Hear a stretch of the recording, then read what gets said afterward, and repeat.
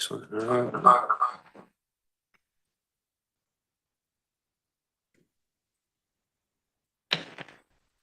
The time is 7 p.m. and I would like to call to order this meeting of the Mayor and Town Council for October 8th, 2024. Please rise for the Pledge of Allegiance. Pledge allegiance to the flag of the United States of America and to the republic for which it stands, one nation, under God, indivisible, with liberty and justice for all. Can we have a roll call, please, Susan? Here. Councilor Gonzalez. Councilor Mankey. Here. Councilor Nagel. Here. Page. Here. Councilor Ford. Here. Deputy Mayor Rada. Here. Councilor Tiniakos. Mayor Trister. Here. Looks like Councilor Gonzalez is on Zoom. She just needs to unmute. Okay.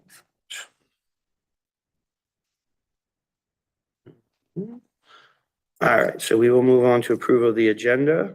Any changes proposed that anyone saw? No. Entertain a motion to approve the agenda. So moved. Second. Motion made by Deputy Mayor Rada, seconded by Councilor Mankey. Any discussion? Seeing none, all those in favor? Aye. Any opposed? Motion carries 8-0 with Councilor Tiniakis absent. We just want to let Councilor Gonzalez know to unmute her mic. So Yeah, just make sure you unmute Kathy, but she did put her thumb up, so she indicated affirmative. Yep. All right, so we are moving on to presentations. We have an update tonight from our wonderful Senior Center Director, Jamie Trevathan. So good to see you back here. You know you. Met you before. Couple months, right? Yeah, right. Okay. Thank you for having me this evening. I'm just going to share my screen. So I'm here primarily to discuss the issue with nutrition, which we can get to in a moment, but I was asked to do a general department update. So we'll do the good news first, and then we'll get to the problems. Here we go. See my slide, Jen? Okay. There you go. So our departmental update, everything's going great. Most everything's going great at the senior center. The mission of our center is to improve the well-being of older adults and adults with disabilities in the town of Newington. And I would expand that to say like the community as well, because we do welcome folks from out of town too, who may not have such a broad senior center in their town. We further divide that well-being, we define well-being into 8 components, and that's physical well-being, social well-being, environmental, financial, spiritual, purpose, emotional, and intellectual. So there are different parts of healthy aging and well-being. And so we kind of divide it up into those 8 categories, and everything that we do, we frame around those 8 categories of well-being. It's a little hard to see, but all of our services and programs and everything else are framed around well-being and improving the well-being for older adults and adults with disabilities in Newington. We are one of the few centers in the state accredited by the National Council on Aging and the National Institute of Senior Centers. Right now, there's about 205 senior centers in the state. I believe when we were reaccredited in 2022, we're one of 7 that's nationally accredited. We serve older adults age 55 up, and then disabled adults 18 and up. Our current membership is, as of today, is 1,274 members. Approximately 200 of those are from out of town, and the other ones are Newington residents. But we serve way more than 1,200 people. On top of that, we serve an estimated additional 600 people through our social work services, benefits coordination, and some folks that are dial-a-ride members, but not full members. We have a small staff of 7 full-timers and 2 part-timers, and we really rely heavily on volunteers. We have about 80 to 100 volunteers who keep us running at the center. Some volunteer daily or almost daily, some volunteer for specific things throughout the year, and everything in between. Our offerings include services, activities, and special programs, which we'll talk a little bit more about. We offer numerous services to older adults and adults with disabilities in the area. Transportation is available to Newington residents only. We have our in-town dial-a-ride, which will, with a reservation, take you anywhere within the town of Newington. A dial-a-ride ticket costs $8.40 for 12 round-trip rides, so it's a fantastic deal. We are a little short on drivers right now. We're trying. So at some point in times, we have to prioritize medical appointments and things of that nature over folks who are going out, for haircuts or visiting. But we get to everybody as often as possible.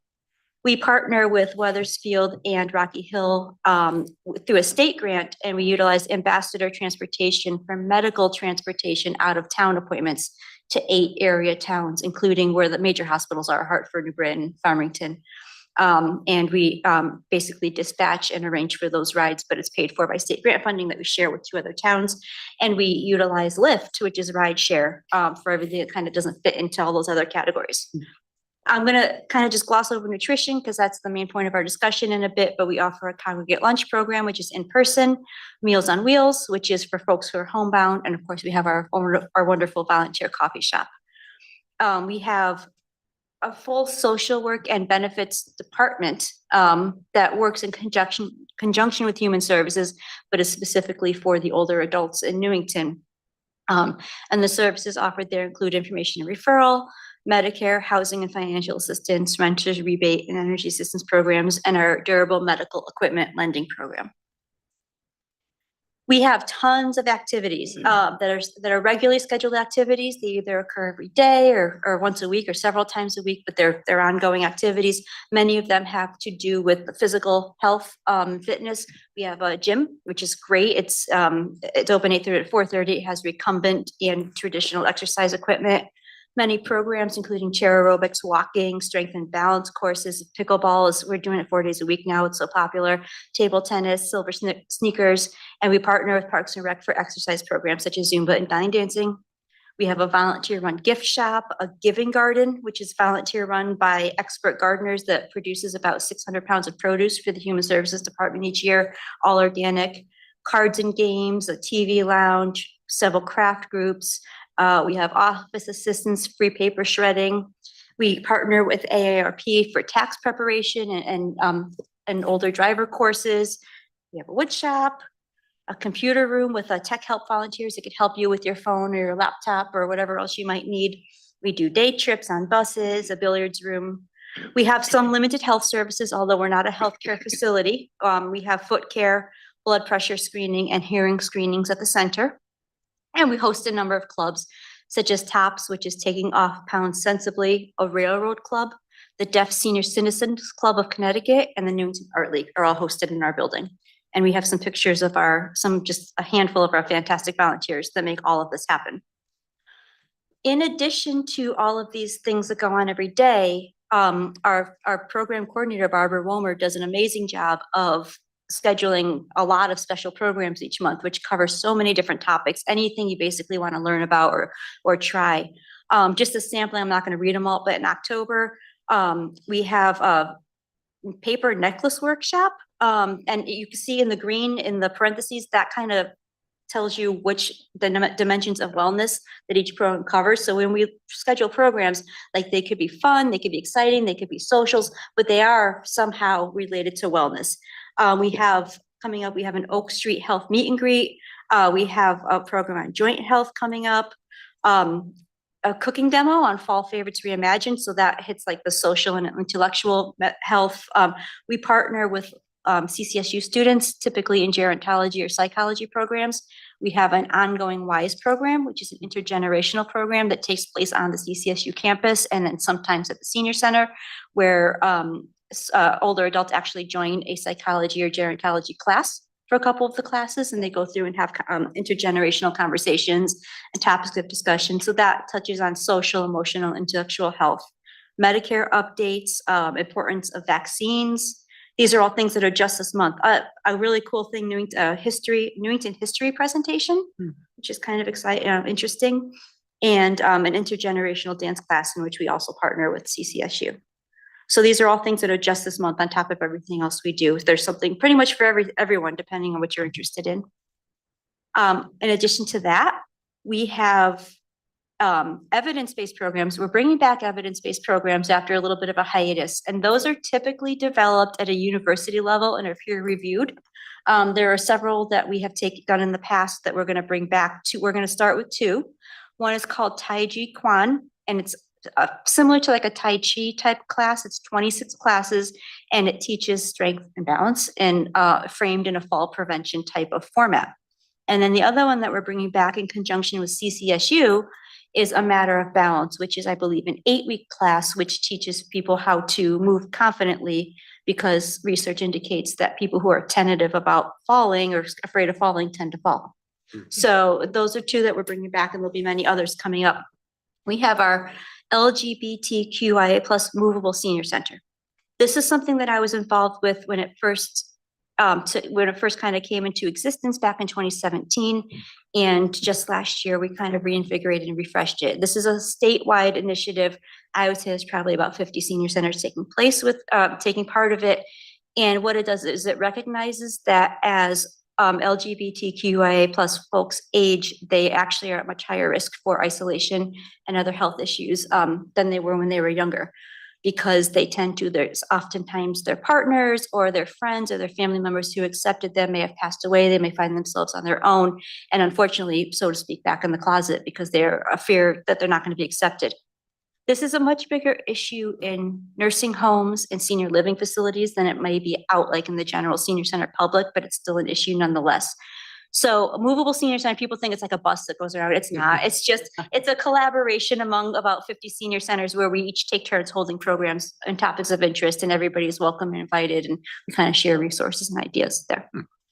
Our annual expo is coming up on November 7th. There's a great health fair that touches upon like all sorts of aging appropriate things. We'll have about 50 or so vendors there, lots of free giveaways. It'll be healthcare, housing, financial services, nutrition services, a lot of town departments. It's a great time. It's very hectic, very crowded, but it's also a good fundraiser for us. It's free for attendees, but we charge for the table space. Our Veterans Day ceremony takes place. It'll be actually on November 11th, I believe, Monday this year. And we have a lot of socials and holiday programs coming up. We just had our public safety picnic, which a town manager was thankfully able to attend, where the police and fire departments came and grilled hot dogs and hamburgers for lunch for everybody, and then gave a presentation on public safety. We had like 95 people there. So generally we're busy, we're thriving, we're very busy. And we're doing a lot with the resources that we have. You can see various pictures of things that we have going around the center. How do we pay for all of this? Our operating budget outside of dial-a-ride is up just about $500,000. As I mentioned, we have the 7 staff members, so our salaries are $468 of that $500,000. We'll talk about it in a minute, but back during the budget season, the town council had the foresight to allocate some funding for nutrition, about $13,000. So the remaining budget that we have annually for programs and services to do everything that we just talked about is about $18,000 a year. So in order to accomplish anything, we rely heavily on donations and sponsorship and partners. We don't charge for the vast majority of our programs. Every now and then, if it's like a craft or an art, we might ask for $5 or $6 to cover the cost of supplies, but we don't charge fees for our programs. In 2020, our membership fees were $5 for residents and $10 for non-residents for the year. Because our building was closed, even though we continued to provide services, we decided to waive membership fees and ask for donations from members instead during our membership drive in June. And we found that we actually brought in more money that way than charging membership fees. So we've been doing that ever since. So year to date, our membership donation drive, we've received about $13,000. It's just through the end of August, because that's what I have. So July and August. We get probably the most in July than any month because the memberships renew July 1st of each year. We do charge a nominal fee for fitness memberships. That's our gym. Our full gym's a great deal. It's like $25 a year to have access to a gym. So we have about $2,800 year to date there. Our volunteer coffee and gift shops have brought in about $2,300. We're not talking huge money here, but they provide a good service, and volunteers run it, and it does provide throughout the year, a small revenue stream for us. Our expo will net about $4,000. We rely quite a bit on grant funding, including some ARPA funding, which we are set to receive $90,000, which is almost 5 times our annual operating budget. So we're really happy about that. We have a lot to do with that. We have some funding from the National Council on Aging. I mentioned transportation, grant funding from the state for out-of-town medical rides. But mostly we rely on in-kind donations and sponsorships from community partners. So all those special programs that I told you about before, we have speakers coming in, they all do that for free. Or we will get a senior living facility to sponsor, a program or a game or something. So we rely quite a bit on outside sources of funding to be able to provide and offer everything that we do. So that is what's going on very quickly. I spoke very quickly. Does anybody have any questions on that? Is everyone happy to have you back? Mostly. There are a couple people who wish that I'd stayed over here, but You're doing your job, Tom. it's wonderful to be back. Very, very pleased to be back over there, although I miss being here. It's just such a nice, pleasant, upbeat, vibrant place. So I'm pleased to be there.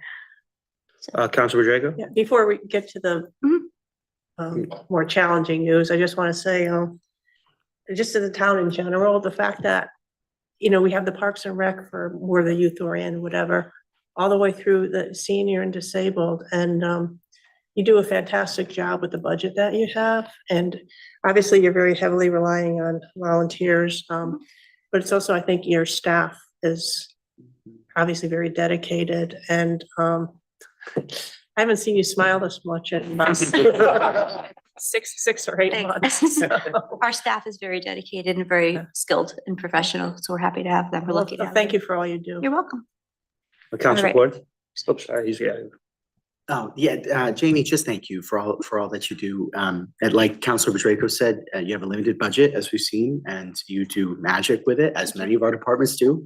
And it's incredible the amount of services and programming that you offer that's like very catered to a very specific person who walks into the senior center and says, look at that, that's a program for me, and exactly what I'm looking for. It's really stunning to see the level of specificity of the programs. It's really incredible. I just had a couple very brief questions. One of them was about dial-a-ride. I know you mentioned that, that fee is modest. It's only $8 or Extremely. so.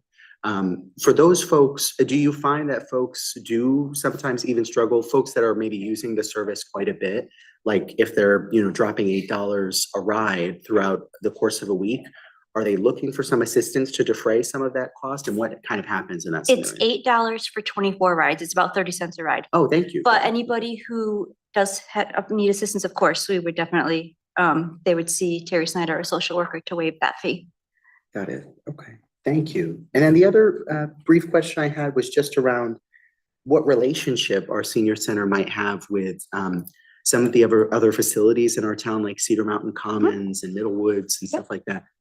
Do we kind of go into those spaces, offer programming there, give presentations, let people know that the senior center exists and is there for them? How does that kind of work in a We have formal way? great relationships with all of the senior housing in Newington, including the housing authority sites, the semi-private site, which is in the back, it's called Meadowview behind us. Yeah. Jefferson House is fantastic. Middle Woods, they're all wonderful. Bel Air, the new one, it was Savita, it was Newington Rapid Recovery before. We do every maybe a couple months, we at least go to the Newington Senior Housing and discuss our services. The assisted livings tend to have a lot of their own programs and services, although they're more than welcome to participate in ours. They tend to be a little bit more insulated. But yes, we do keep in contact with all of them. Great. Wonderful. Thank you. That's all I had. Councilor Nagel? Thank you for being here. We appreciate all that you do. I always like seeing you here for how detailed you are in terms of what's going on, but also it means my little liaison presentations are made more clearly to everyone. And I don't have, and so now you all know, and I cannot belabor things as much. It's good to see the variety of ways in which monies come in and how they help to defray or to equate the budget when it's more than what unfortunately you've been given to work with. Question though about is the senior center relegated specifically to residents, senior residents of Newington, or is it open to other residents of other towns? People General ask me membership that. is open to everybody. So about, I don't know, 85% of our, 90% of our members are Newington residents. Anybody's welcome to join us for most of our programs. Social work is for Newington, and you don't have to be a member to receive services through social work programs, but it's for Newington residents only. Dial-a-ride is only available to Newington residents, but I think pretty much everything else is open to everybody. Could you speak a little more to membership fees and how they've been handled, not handled? Sure. And the results of the times, which you have recently not had membership fees for a variety of reasons? Sure. So, and through 2019, it costs $5 a year to become a member if you were a resident and $10 a year to become a member if you were a non-resident. I don't have numbers what we would bring in per year back then with me, but I could find out. I could look it up if you'd like. Because we were closed when membership renewed in 2020, we weren't closed because we provided a ton of services, but our building was physically closed, so people couldn't come in and hang out. We decided we would waive the membership fees. The Commission on Aging decided to waive the membership fees and then instead ask for donations in lieu of fees. What we found was instead of paying $5 for membership fee, people were donating $10 or $20. So we've continued that ever since, and including this year, we do not charge a membership fee except for the gym membership. That's like the $25 a year. But for our basic membership, we don't charge a membership fee. We ask for voluntary donations, and we find that the vast majority of people donate the same, if not more, of what than the membership fee would have been in the past. So we're comfortable with that. Each year around April-ish or so, we review it and we ask the Commission on Aging to consider whether they want to charge membership fees for the upcoming year. And as long as we're seeing those donations kind of stay at that level, I think we're good. If they start to drop off, then maybe we go back to a fee structure. But people are more generous when you ask them for a donation than they are when you charge them for a membership. Yeah, I kind of asked you that before as a liaison, or you brought it up, that people are very generous in Newington, even when you say there are no memberships, that even seniors see how valuable your programs have to be, and there are so many. I also wanted to, I don't know if you mentioned it, probably you did, that you also have a weekly call to members, which is Oh, I didn't mention that. greatly Yes. appreciated and reminds seniors of what you have to offer and what new things are coming up. Okay, thank you. And I'll see you tomorrow. Yes, you're going to see this There is a presentation meeting again tomorrow. tomorrow. Yes, on the Commission on Aging meeting. Yes. No further questions. So now, unfortunately, the not so great news, which is our nutrition funding update. So you were here, all of you were here in the spring when we were last told that there was funding issues for our nutrition programs. And everybody scrambled and you were very generous in helping us out. And then the legislative session started a couple weeks later in May, and there was some funding found. So thankfully it was like a false alarm. Here we are again though, and I'm more concerned this time because the fiscal year for community renewal team starts on October 1st and we're already short. So we're at the very beginning of the fiscal year and they're already announcing cuts. So I'm a little bit less, although I appreciate everything the state did, I'm a little bit less confident this time that there's going to be like a surge of funding that's going to come through. So what we were told, so basically just a very quick overview for people watching who may not be as familiar, because I know you all know this. This information is also in your memo. I just kind of formatted it differently. We have 2 nutrition programs that are part of the Older Americans Act nutrition program, which is also known as Title 3C and formerly known as the Federal Elderly Nutrition Program. So this is a federal program. We have congregate lunches, which are in-person lunches served at the senior center. They're open to anybody age 60 plus. We cannot tell we can't tell people it can be Newington residents only. It's anybody's welcome, age 60 plus, but most of our surrounding towns have them too. So it's pretty much all Newington residents. Congregate nutrition services provide meals to participating seniors and their spouses in a community setting. They have to require to like nutrition guidelines. They have to dietary guidelines. They have to meet state and local food safety and sanitation laws and be appealing to seniors. So there's a lot that kind of goes into it. Not only do they provide hot, nutritious meals, but they also provide regular socialization opportunities. You come to have lunch with your friends, wellness checks for participating seniors, and connections to the community and other services. And that's important. The wellness checks, we notice because we know our members when something's not right with people. And we have had instances where we've noticed that somebody needed some help, either with their health or their mental health or something else is going on. You could tell they're just not right. We've been able to connect them with services. So the social part is just as important as the nutrition part. We serve a congregate lunch every day at noon, Monday through Friday, to about 185 to 195 meals per week. It's about, I can't see my own screen because it's covered, 30 to 45 people per day. That's our congregate program. Our home delivered meals, also, which is more commonly known as Meals on Wheels, is also part of the Federal Older Americans Act Nutrition Program. It's available to Newington residents only, age 60 plus, who qualify. Basically, these are folks who are homebound, they're frail, they're isolated. They may not be able to grocery shop. They may not be able to prepare their own meals. They are almost always at some sort of risk for nutrition deficiency or challenges. Sometimes they're on it temporarily if they're just coming home from the hospital or they had a surgery or an injury. Sometimes they just get on it towards the end of their life and they may be on it for weeks, months, or years as their ability to prepare their own nutrition declines. Home delivered meal services also provide socialization opportunities. Our volunteers who deliver them are wonderful. They'll stay and chat. I love doing it when I have the opportunity to do so. Safety and wellness checks, same as congregate, you kind of know when, you know your regulars, you know when something's wrong. And we've had, unfortunately, numerous incidents over the years where we've gone and knocked on a door and somebody hasn't come. So we'll call their emergency contact and they'll come or call the police, and you'll find that they have passed out on the floor or they're ill or they need medical assistance.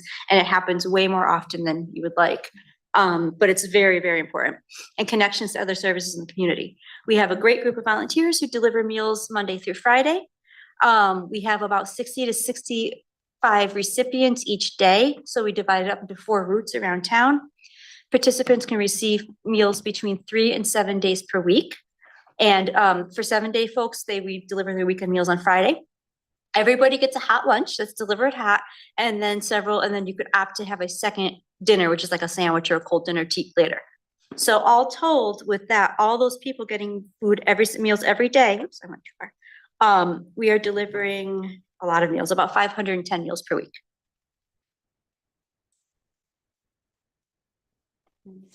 Here we go. And so in total, between congregate and home delivery, we serve an average of almost 700 meals per week, 695 meals per week. The meals, we don't have like a food license. We don't prepare the food in-house, but the meals are provided by the Community Renewal Team, CRT in Hartford, and they're the ones who indicated there are very, very major budget cuts just 1 month into their fiscal year. Congregate lunch is delivered to the senior center hot and served cafeteria style by volunteers. And Meals on Wheels are individually packaged meals, hot and cold, that are sorted out and delivered by volunteers each day.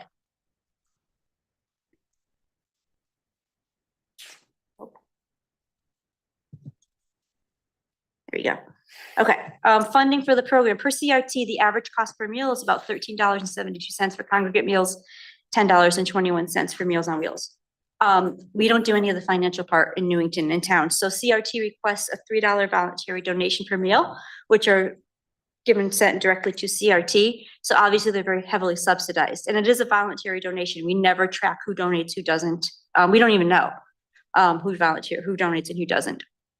Other funding sources, again, to defray the costs, include state and federal funding through the North Central Area Agency on Aging, CRT fundraising, and one of the reasons why we're kind of in the issue we are right now is most recently they've relied heavily on one-time federal funding like ARPA and CARES funding. So that funding's run out, therefore they're short on money. Next time. Maybe it doesn't like this. Yeah, so we'll go to the next one. There you go. Okay, so we found out a couple weeks back. You should have received a memo that's also in your packet that the CRT fiscal year began on October 1st. They announced significant budget cuts actually back in September, so before the beginning of the fiscal year, that started November 1st. In Newington, our congregate service is going to be reduced from 5 to 3 days per week, but more importantly, a total of 78 meals. So realistically, 78 meals for us is 2 days a week, not 3. It's a reduction of about 115 in-person meals per week. The Meals on Wheels, that second dinner meal has been eliminated altogether. So even though everybody gets a lunch, the folks who get the second, who rely on 2 meals a day from us, are going to lose that second meal. It's 191 meals a week, approximately. I mean, it ebbs and flows every week. That's an average. So our total weekly meal reduction is 306 meals every single week that we're losing on November 1st. Newington is one of the largest nutrition sites in the area. The reason that's important is because we are now disproportionately affected, even among folks with the same and similar demographics as us, because we are such a huge meal site. We're getting the brunt of this loss. So the financial impact of that, if we were to replace our 306 meals a week at the CRT cost per meal, our weekly cost to replace these meals would be about $3,400 every week, starting on November 1st. They said it's an indefinite cut, so we don't know how long it's gonna last. But besides the financial impact, there's also social, emotional, and well-being impacts that are hard to measure, but extremely significant. Without these meals, there's an increased risk for food insecurity due to financial and or health challenges, increased risk of social isolation. What we've learned through the pandemic is that social isolation is really bad for you. It carries just as bad of a risk as smoking or obesity in older adults. So being isolated and lonely is not great. Decreased contact between staff and volunteers and older adults who may be at risk, and decreased volunteerism, which is something in itself that's to be concerned about. You know, we rely on this group of volunteers, and if they don't have any work to do, you know, they get a lot of satisfaction out of volunteering that's actually very good for your health. So there's a very, very significant impact to these cuts. This one gets its own slide. Senior Disabled Center staff is committed to continuing to provide 100% of our congregate and Meals on Wheels program meals without any service reductions. Very, very important to myself personally and to our staff. How are we going to do that? Thankfully, when this came up last time, the council had a great plan and the foresight, and you were so cooperative and helpful. I'd never seen anything like that before from any previous, you know, from anybody, but it was wonderful. You allocated $75,000 in ARPA funding, which we're going to be using. You also allocated, as I mentioned earlier, in your operating budget, about another $13,000. So we have allocated about $88,000 in our savings, so to speak, to cover these meals. With no other funding, no other help, nothing else, we can cover 25 weeks per meal at 100%. 25 weeks of meals at 100%. Okay, so about 6 months or so. Okay, but we're not gonna rely just on that, of course. We have a lot of other things going on. Due to program requirements and like every special dietary needs for Meals on Wheels folks, and we don't have the equipment or the resources to produce those meals in-house. And we can't ask a restaurant to like provide them because they have to be very specific. Meals on Wheels replacements, we really don't have any other option right now than to purchase them through CRT at that $10 and whatever is $10.61. And will be primarily covered by the funding. But for our in-person meals, we're seeking donations, fundraising efforts, and community partners to replace congregate in-person lunches whenever possible. So we're working with our established partners. That's the Cedar Mount Commons, Jefferson House, Avery Heights, just a whole bunch of places that are helpful to us. We're soliciting donations from area restaurants and businesses. We're thinking a little outside the box. We're going to see if we can maybe work a bit with the schools, local farms. Farm to table is kind of something I would love to do anyway. So this might be a good way to dabble in that. The council allocated funding will be used on days when we don't have any like coverage, any donations or whatever. We would either purchase the meals from CRT, or maybe we just want to have like a pizza party on a Friday or something. You know, we would use the funding in a way, maybe we can get a discount from a restaurant and have a special meal. We would try to use the funding in a way that we can get the most for, you know, most for our money. I'm working closely with other affected senior centers and state and national professional associations. I just recently, I termed out of being the vice president of the Connecticut Association of Senior Center Personnel. So we're working on kind of working together because a lot of those towns were affected as well. And I spoke recently to Diane Stone, who is my predecessor as a senior center director. She now works at the national level for the National Council on Aging. So I kind of reached out to her and she's on it. And I am exploring long-term solutions to reduce our reliance on CRT or any other similar funded organizations for our congregate lunch program. That was when I was over here, that was something that was on my radar for when I went back to the senior center as like a longer term project. Like every senior center is a little different. Some of them have full kitchens and they produce their own meals, and some of them partner with restaurants or farms to like reduce cost meals that are delivered every day. Tend to be smaller sites that do that. And then some do all sorts of things. So now it's become a much more short-term project because I would really like to reduce, even if it's in pieces, even if we go from, we need CRT 5 days a week, to we need them 4 days a week, 3 days a week, until we can figure out something that works within our budget. And like I said, I'm also working with our grant writer to see if she can help with that. There's so much grant funding for like youth, which is great, youth, school, children, everything else, but there's very little for older folks, nutrition. So how can you help? You've already allocated a lot of money, which is awesome. But anybody listening, you can reach out to your elected officials at the state and federal level to help spread the word on the importance of funding for older adult nutrition programs. Consider making a monetary donation to the senior center, or sponsoring a lunch. If you know of a resource or somebody who might sponsor us, please reach out. We're happy to hear about it, and consider volunteering your time to help with our fundraising efforts. So here we are. Thank you. Questions from council? Deputy Mayor Rada? Jamie, thanks once again for coming to us, excuse me, with all this information. I know my mother, when she was alive, was a recipient in another town, a recipient of Meals on Wheels, and how important that was, and how important the senior center here was when she moved back to Newington. So, excuse me. Part of my thoughts and my questions were, what can we do to help? And you've given us some ideas. Anything more specific that you can talk about, or more specific kind of timelines and critical periods of time where the needs may be greater, that would give us some ideas about what we can do and how creative we can all be, not only the council, but in our community. What's most unsettling to me is that it's an indefinite, possibly an indefinite cut. Pre-pandemic, every now and then we get something like, oh, we're gonna have to reduce for the next 4 or 5 weeks. And you're like, all right, we could plan for 4 or 5 weeks, no big deal. This is, like I said, 1 month into the fiscal year and indefinite, which really makes me nervous. So I don't know if there's any timing that's more urgent per se than others. I would say the sooner we can get something secured, the better. I'll sleep a little bit better at night. Because we do have 25 weeks of funding at the very worst case scenario. Starting November 1st, we can go through probably right just before the beginning of April. I would think, maybe longer term, a really good thing to want to look at is how can we secure funding? I'm meaning the state and federal level, and our funders, the Area Agency on Aging, the State Unit on Aging. How can we assure that we have funding that's reliable and permanent, and not relying on ARPA funding and things like that to feed the older folks? I'm glad you said permanent, because as you're talking, I'm thinking, we're looking at 6 months, we're looking at a year, but this may now become the norm rather than the exception. Right. That's right. Councilor Pedrego? Yeah, Jamie, I have a couple questions or comments. I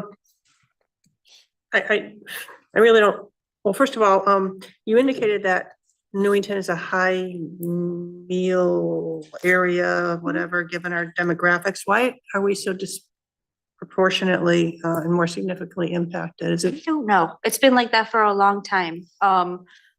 Maybe we're just popular. I don't know, honestly. It's, we have an inviting senior center. We have a lot of members. Our senior center is quite a bit larger than a lot of centers in the area. So I think it's just demographically, we are a bigger site than, say, Weathersfield and Rocky Hill, even though they both have very robust senior centers. I don't know why, but we welcome everybody and we don't turn anybody away as long as they meet the federal guidelines. So I guess building on that, and something you indicated in terms of getting rid of membership dues and actually asking for voluntary donations.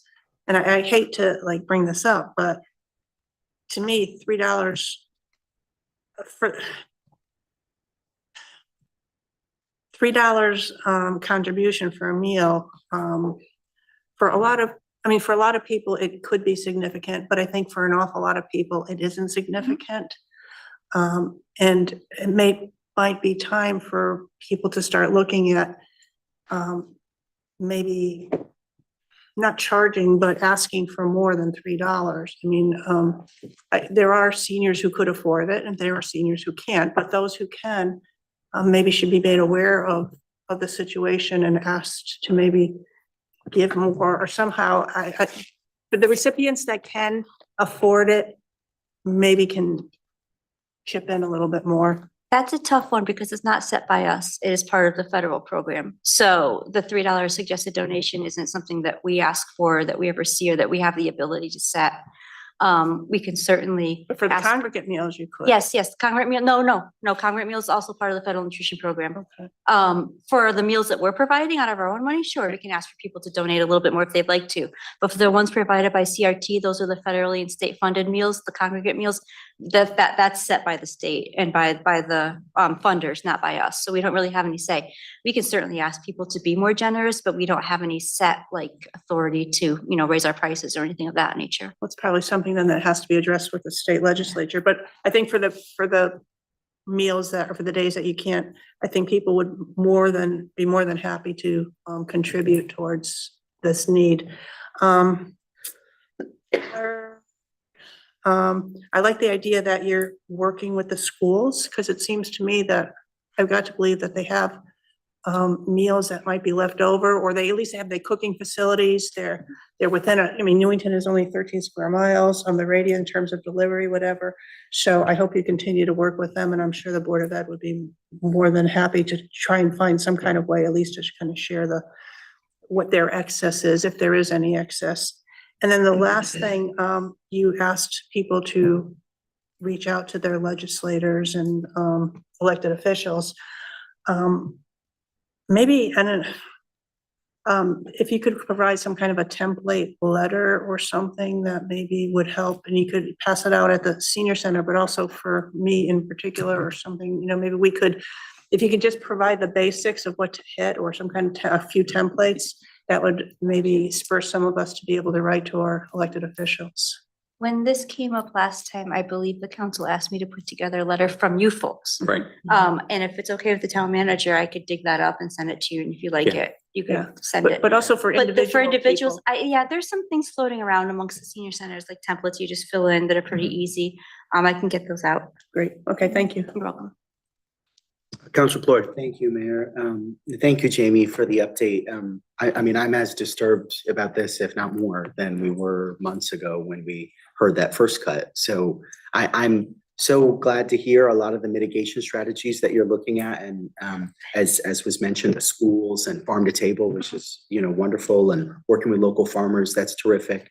But I'm also glad, even more so, to see that you're exploring strategies for reduced reliance long-term on CRT, because it's clear that, for reasons clearly above all our pay grades, there is something going on there that is putting our seniors at real risk. And we can't do this anymore. We can't do this every few months. Right. So I'm glad that that's, being looked at. And also, I think, just as a general statement, I think at some point, as you review those strategies, some of them may just come down to funding. And, we may need to step up as a council and, review our available funds to look at how we can support that further. So I think that's great. And also, as far as the working with our state legislators, I know they were instrumental to getting us those funds at the end of that session that, they, picked through a couple couch cushions and they found some money that really helped us out. So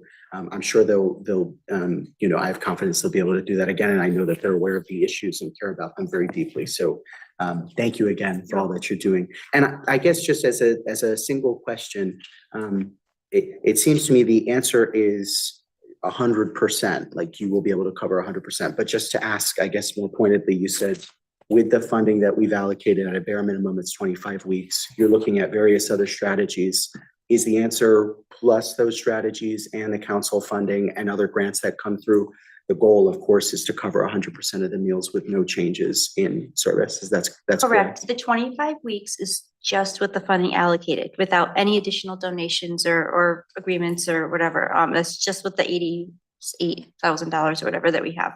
But yes, we are not turning anybody away. We'll never turn anybody away for a meal. We'll just figure it out. Thank you. And I think that's so important, particularly for folks who may hear about this from a relative or through the grapevine, or hear about it from a family member, that there's cuts coming down, to know that here in Newington, if you are utilizing this service, you will not be turned away. So thank you again for making that a reality. Thanks.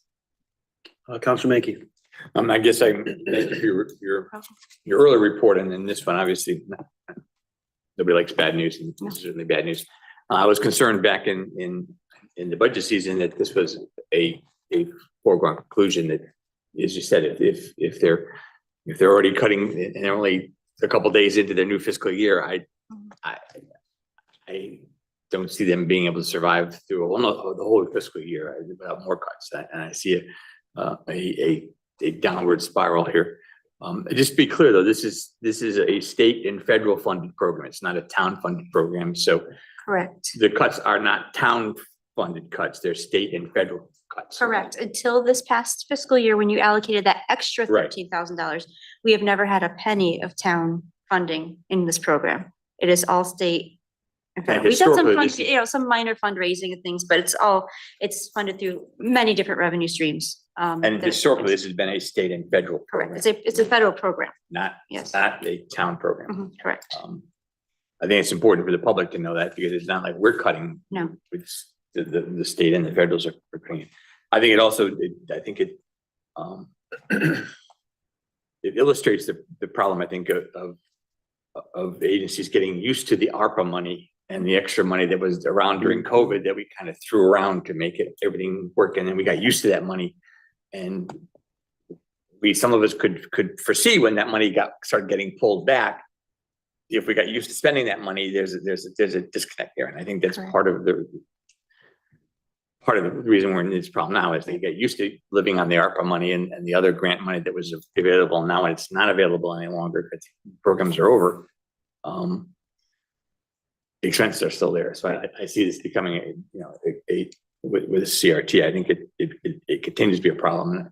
We can get you 25 weeks, but after that, I don't know what we can get you other than, taking money out of another program someplace and to pay for this. But even that's a 1 year that gets us through a year. But now I can't imagine next year we're gonna have this. We're gonna all of a sudden CRT is gonna fall. I can't imagine that we're just That's setting the spirit. they're gonna all of a sudden be financially whole. And when we do our budget in April next year, I can't believe that's gonna happen. So it's gonna leave us with a more difficult budget season. And I think that's the problem is that, times are hard and how we spend our money is really important. What's important to the welfare of our community and to our citizens. And this is something that's certainly important to the welfare of those people who use the services and rely on the service. It's increased since the pandemic too. The congregate in person lunches stay pretty flat since pre-pandemic, but our Meals on Wheels, the folks who really need it the most, we've seen like a good 20% increase since 2019. And if you're an elderly person living by yourself in your house, getting out to that one meal a day or one meal a week, or even a couple of times a week is critical because otherwise you're just by yourself in your house talking to the cat. And that's great, but it's not what we want our elderly citizens to live with. Counselor Page? Thanks, Mayor. I would agree with Counselor Bleward that at least I'm inferring from his comments that this council ultimately needs to take a position that we won't tolerate our seniors going without meals moving forward, and we've got to come up with a solution. And if that means looking at more permanent funding, I think we should talk about that. I think also, just to clarify Councilor Mankey's comments, in the article I'm looking at from Arlington, Virginia, March 26, 24, it says a federal funding bill cut for fiscal year 24 cuts $8 million from the senior nutrition program. Yeah, I don't see anything about state. So did the state of Connecticut cut anything, or is it just federal? I don't know specifically where the cuts came from because that information is not shared with us from CRT. I'm sure we could obtain it. But essentially money flows from many different places, including ARPA funding, state funding, federal funding. It flows from all those places through the State Union on Aging to the Area Agency on Aging, the AAAs, which there's 4 of them in the state for each region, and then to the centers. And then on top of that, CRT does its own fundraising, and that gets added as well. So the money comes from a lot of different places. Where the cuts specifically are, my feeling on that is likely that they have relied on ARPA funding to cover the increased costs, both food costs and production costs, but also increased use. And now that the ARPA funding is gone, so is their budget. Right. So it just seems, I'm agreeing with everybody here who has said it's insane. It doesn't make sense. We know all the good that you've articulated so well. And we, I think, are familiar with that these programs do on every level, on every indicator that you've mentioned, why this would be cut. It's a 0.8% cut or $8 million from the Older Americans Act nutrition program back in March. And it's unacceptable. And we'll work, I think, together to figure something out. And I agree with Councilor Mackey. If anything's a priority, this is a priority, and we need to do something about it. And I would want to speak to Senator Blumenthal and Senator Murphy and say, and to Congressman Larson, and find out, what are you folks doing this year? This is unacceptable. Let's take action and restore these funds. So thank you. You're welcome. Thank you so much You're for being welcome. here tonight. Thanks for everything you do. It's always good to have you visit. See you. Good to see you. Moving on in the agenda, we are up to public participation in general. If you're in the room and like to speak in public participation, please step to the microphone and state your name and address for the record. Come on. If you're on Zoom and like to use it, use the raise hand function and we'll go back and forth. Hi. It's my first time doing this, so pardon me if I'm a little bit nervous. Welcome. Thanks for coming. We don't So- bite. No. Yeah, don't bite. So, hello, my name is Elena Starr. I live at 44 Windmill Lane here in Newington. And I was asked by friends from Newington, some relatives and some neighbors to represent them, and they're not here, but here I am. It's about a 2-minute talk, but okay, so I'm a concerned citizen who would like to speak about the referendum to build an $11.5 million pool at Mill Pond Park, where a pool already exists. I do understand that a portion of the proposed pool expenditures will be covered under a grant. But I also understand that not all of the installation and ongoing costs are covered under this grant. There will be ongoing maintenance costs, chemical treatment costs, electrical and utilities costs, supervision costs, lifeguard costs, and many other related ongoing costs. I do not think it is financially prudent to take on this undertaking at a time of such economic instability. Newington taxpayers are now paying a lot more for basic goods and services. In addition to this, our electrical bills and utilities costs have been skyrocketing, especially this year. And I moved to this town in 2016. I'm a caregiver of elderly and disabled, so everything that Jamie has talked about has pulled on my heartstrings. So I go into people's homes to care for them and prepare food and wash them and bathe them and take them to doctor's appointments. So I'm very connected with the elderly, and they are also struggling with the higher costs of everything. So I moved to this town again in 2016 to live in a fiscally responsible town with a lower mill rate. And I believe that, and we believe that the Newington Town Council should be doing everything possible to contain our costs and our taxes. So vote no on election day, November 5, 2024, for the $11.5 million Mill Pond Pool project. And thank you for giving me time to speak. Thank Thank you. Elena. Well done. Well done. You did great.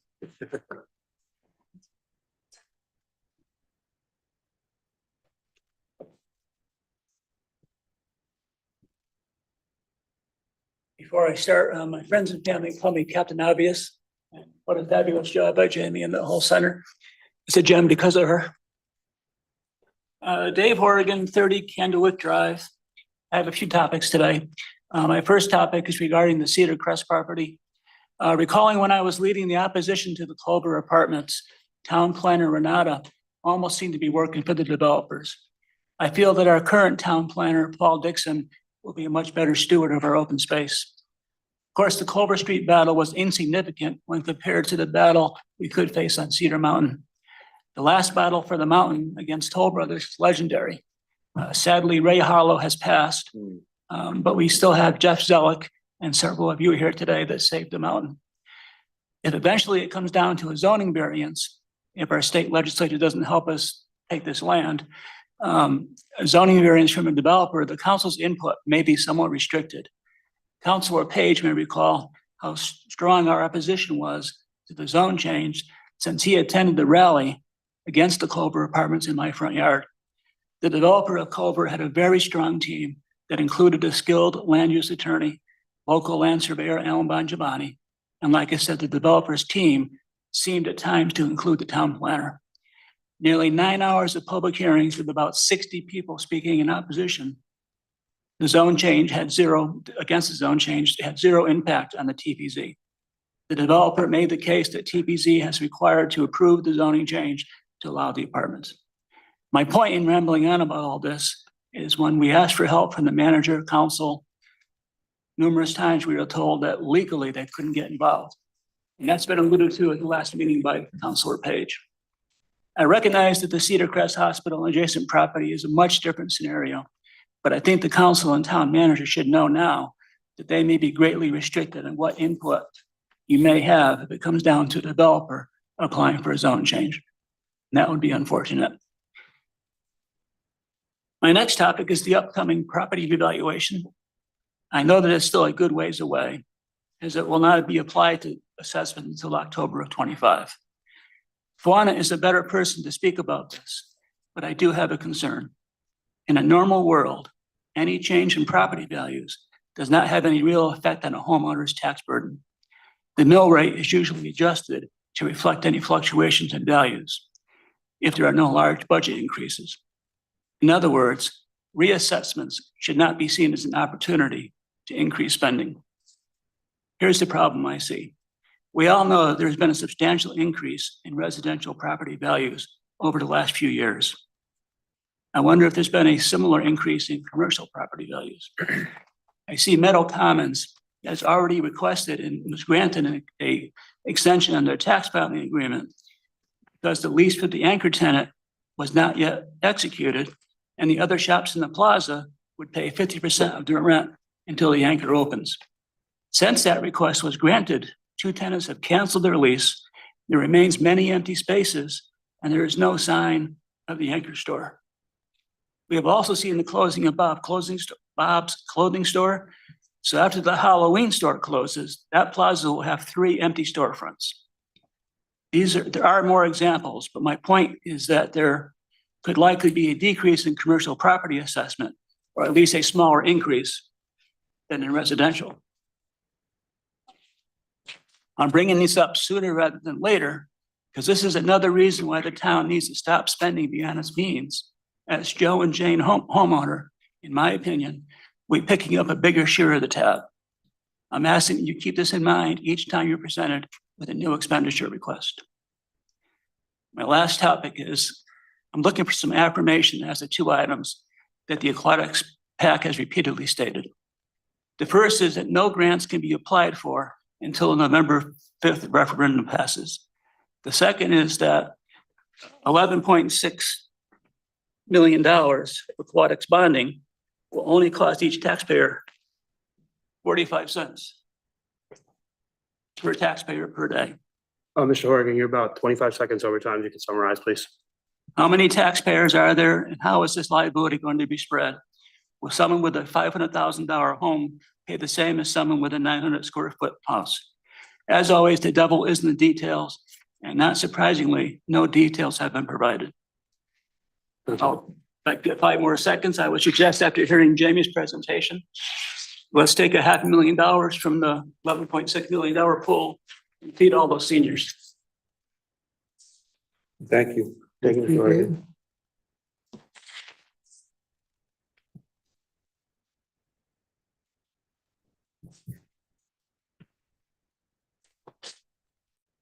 Hi, Dana Havens, 113 Stoddard Avenue.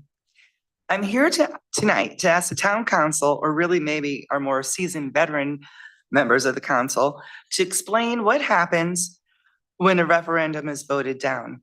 For those in attendance and watching who may not know, this building and the police department were once failed referendums. I'm asking for an explanation from our town officials, because there are concerning statements out there from a very vocal supporter of the referendum who was in the Democrats' tent at the Waterfall Festival, handing out pack flyers, along with several of you sitting here at this table. She has said this might be our only chance to get it done. And if it's voted down, that means the town has no appetite for the park, upgrade, pool, splash pads, and will die on the vine. And who knows how the government in charge will then feel about going through all this again. Well, because of these statements, I would like to hear from each of you that this is not an all or nothing deal. That if it's voted down, you will ask the committee to go back to work and to vet out the other two options as well as this one, to look at the findings from the engineers and tech firm for themselves, and even hopefully hold multiple meetings in 1 week, just as they did to promote this plan. And I say promote because that's almost all they focused on. Now, after hearing of the funding shortfall for the senior meals, I just have to say it's a perfect example of why we have to spend and borrow wisely. So we will have funding available to fill in the gaps when funding sources falls through. Thank you. Thank you. Thank you.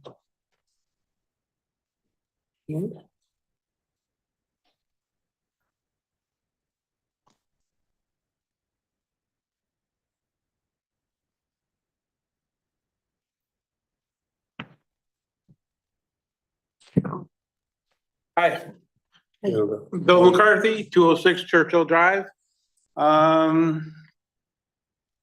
First, I want to thank Jamie for doing an excellent presentation.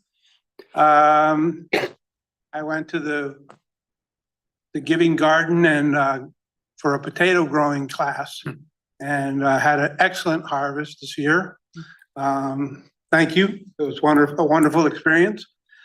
But the thing that I wanted to talk about was CRT. When this came up months ago, I was irate. And I guess I'm angry again. I went to their website, which I'm known to do, and the pop-ups kept coming up, 60th gala presentation. They're doing some sort of ball or something like that. So they're an established organization. I get frustrated that we keep talking about ARPA funding and all the other federal funding cutbacks and things like that.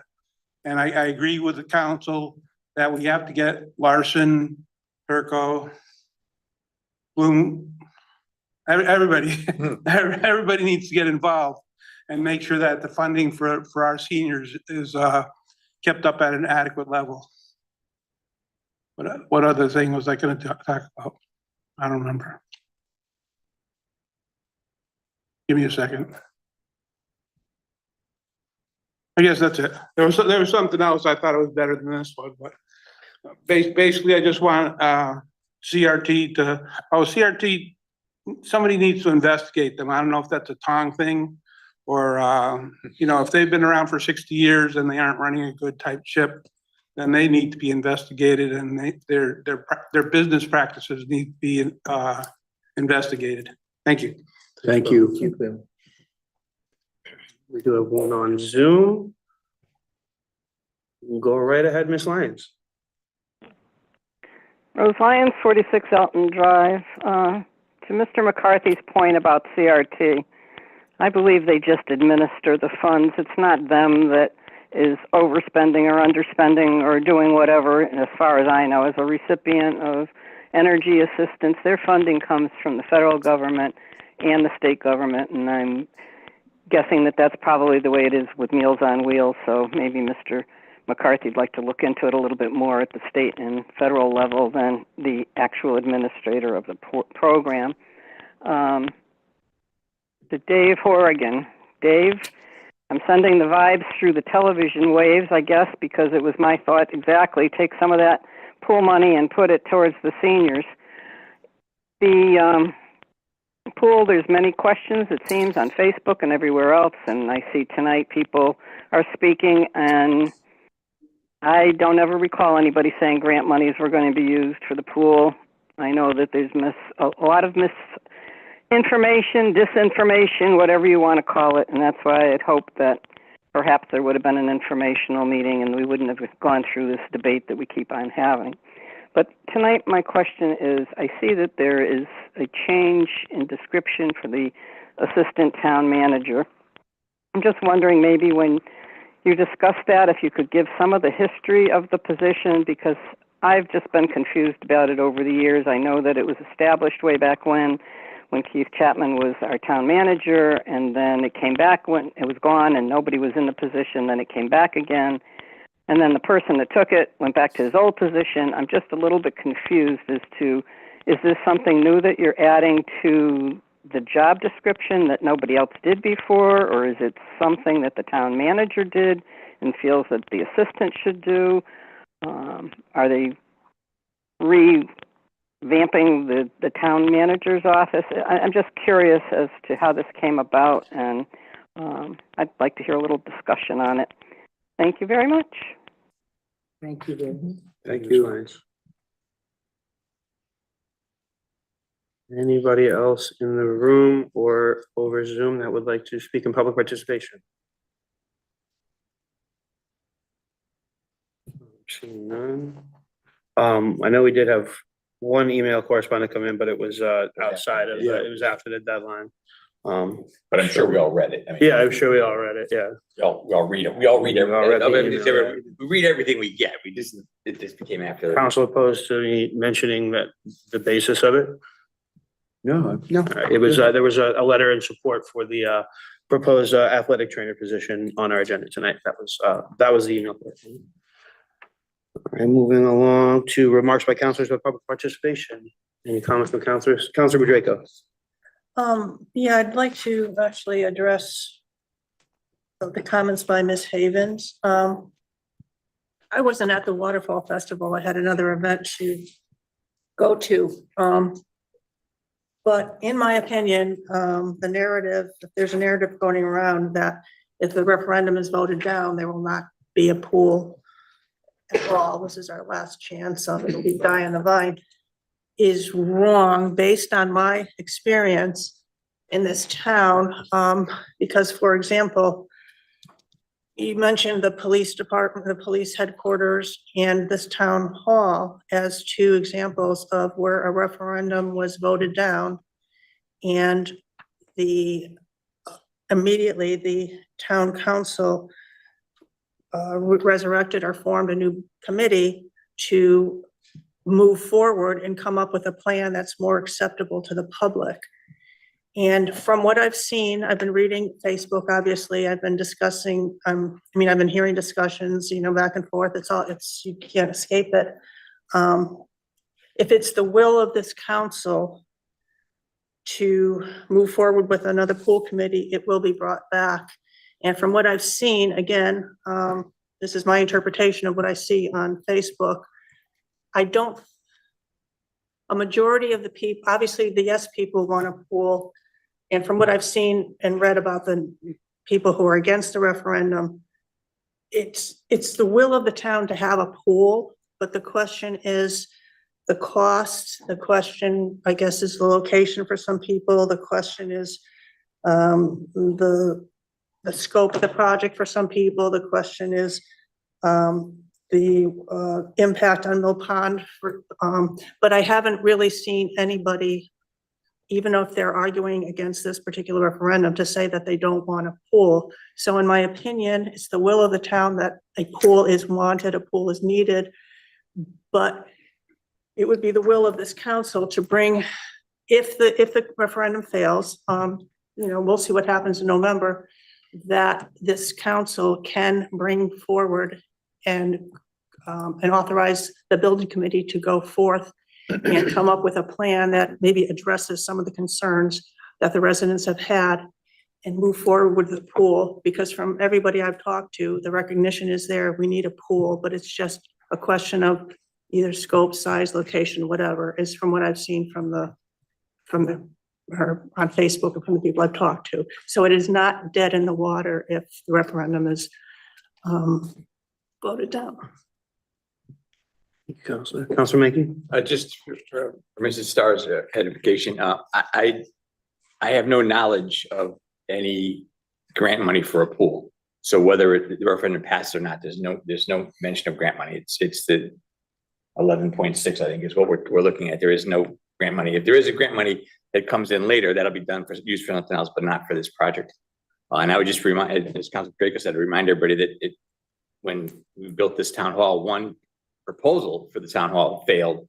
And we still have a new town hall. So we just went and went back to the drawing board and redid it.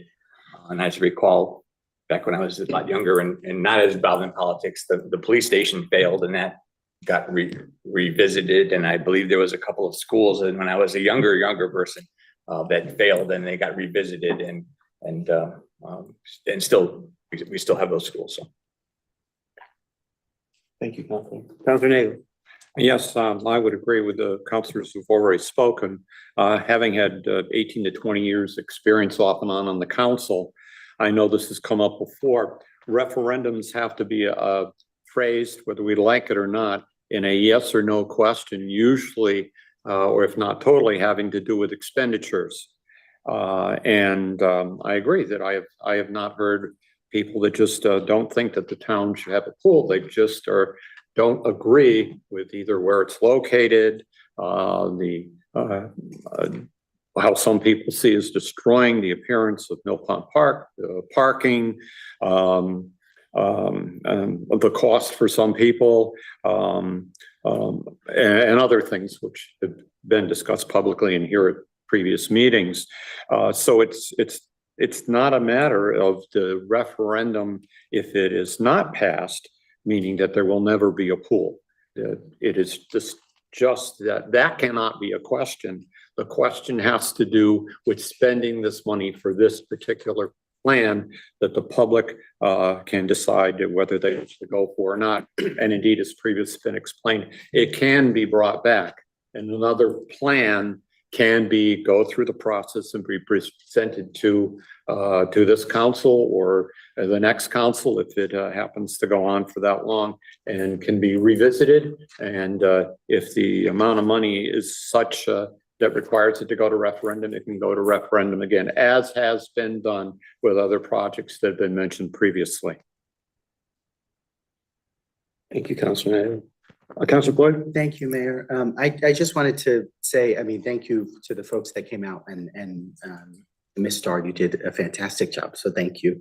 We appreciate folks coming and sharing their perspective. And the real beauty of this is in 28 days, we're all gonna have a choice to make. And if folks want up-to-date,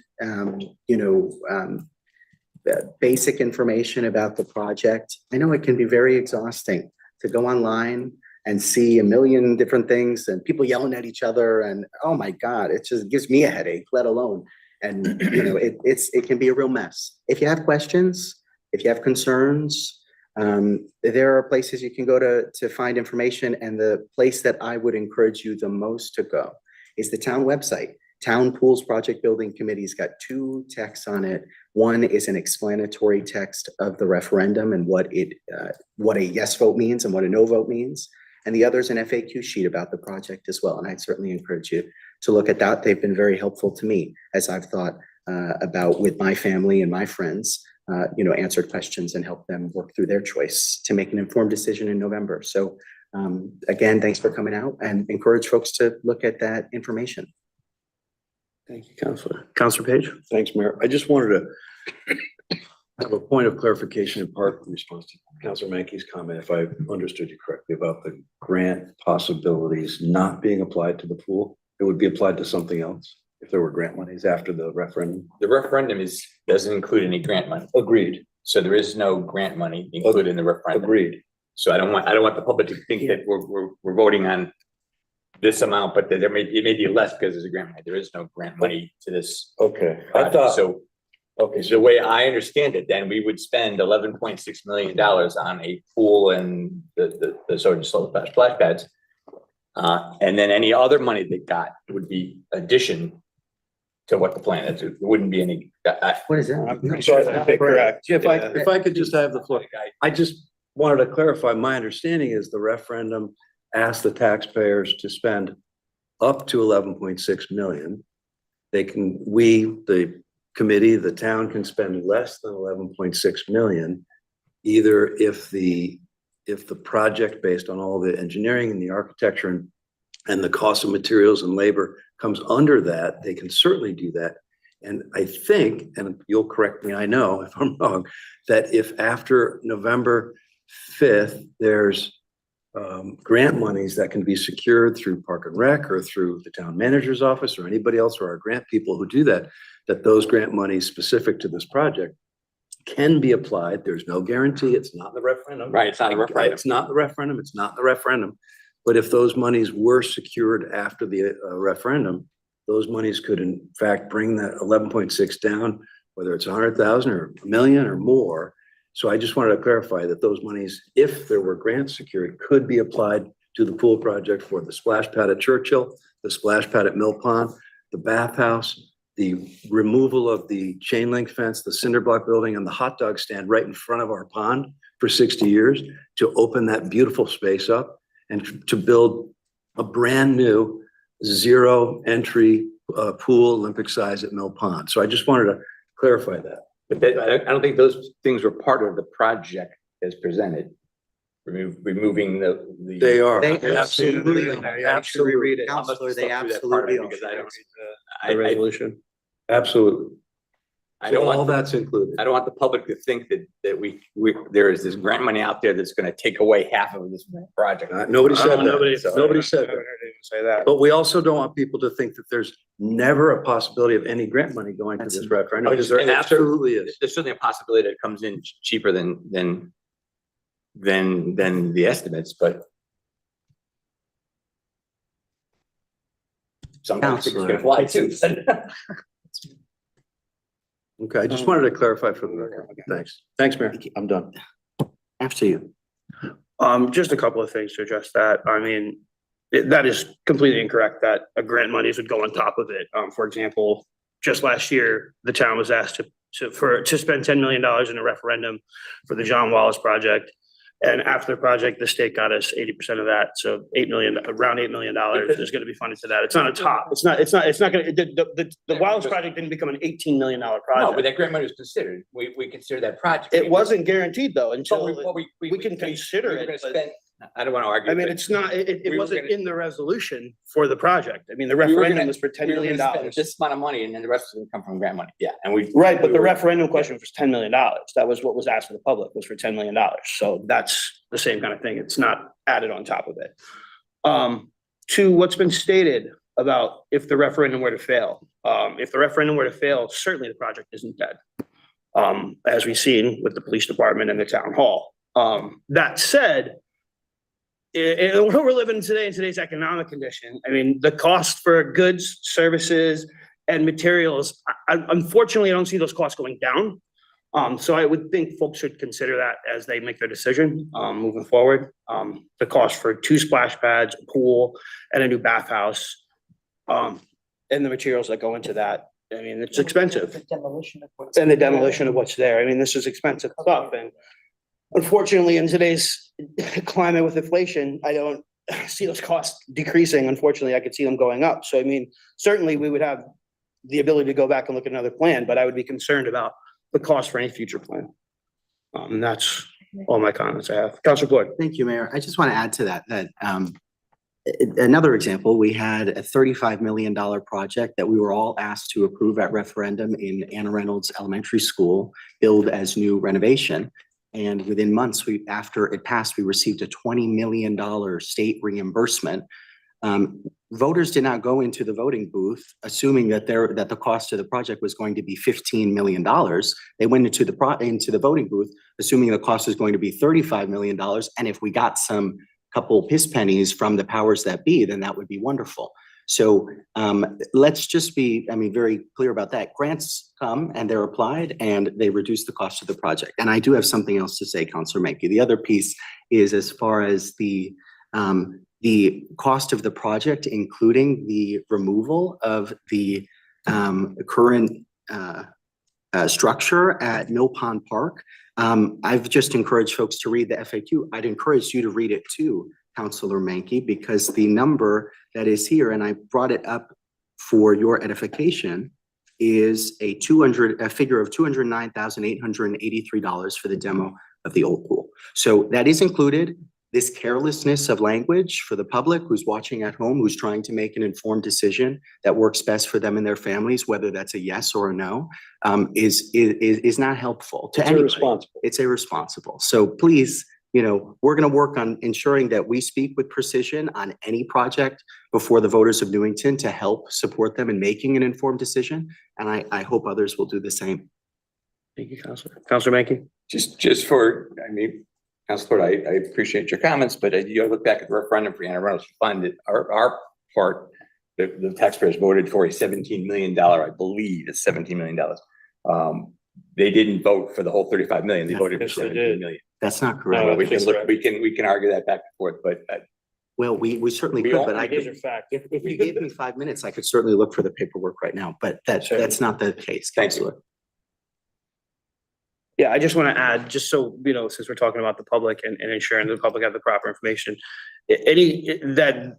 there's no secret way that the cost could be more than what the referendum is asking for. Correct. The purpose of the referendum and the whole reason we're voting on it is this is the limit. So any grant funds that may or may not come in the future would not go on top of it. So it's not going to end up costing more than what the council would allocate. so I think we can all agree that the minimum, the maximum is 11.6. Yes, 100%. The maximum, So sir. we can have agreement between what That's counting right. Kathy now, there's what? Yeah, we all agree that the referendum amount is $11.6 million, correct? Very good. Any other comments from councilors? All right, seeing none. All right, moving along to consideration of old business. We only have one item here. Jonathan, do you want to just sort of give a preface on what we're doing? Yeah, and Janet's also on Zoom, and so I'll start, and Janet, if you have anything to add. But I believe in June, there was the annual resolution about the tax suspension list. The number that was included was 184,000 and change that was deemed uncollectible. That was technically a sort of human error, human math error. The number really should have been $211,272.29. I think it was a difference of about 25,000. So Janet and I are asking that you adopt this resolution. So this is technically old business because you did it 4 months ago, but you adopt a new resolution about the tax suspension list with the correct number in it. Councilor Page, would you read the resolution? Absolutely. Resolved that the Newington Town Council hereby moves to amend Resolution 2024-96 on June 25, 2024. Be it further resolved that Newington Town Council hereby authorizes a transfer in the amount of $211,272.29 to the suspense tax book for the list year 2022-2023. This action is being taken upon the recommendation of Corinne Aldinger, Revenue Collector, as shown on the amended report dated June 6, 2024. Second. Motion by Councilor Page, seconded by Councilor Menke. Any discussion? None. All those in favor? Aye. Any opposed? Motion carries 8-0 with Councilor Tiniakis absent. Kathy raised her hand in affirmative. I see it. All right, moving along to approvals of tax refunds. Deputy Mayor Rada, would you read that resolution, please? I'd be happy to.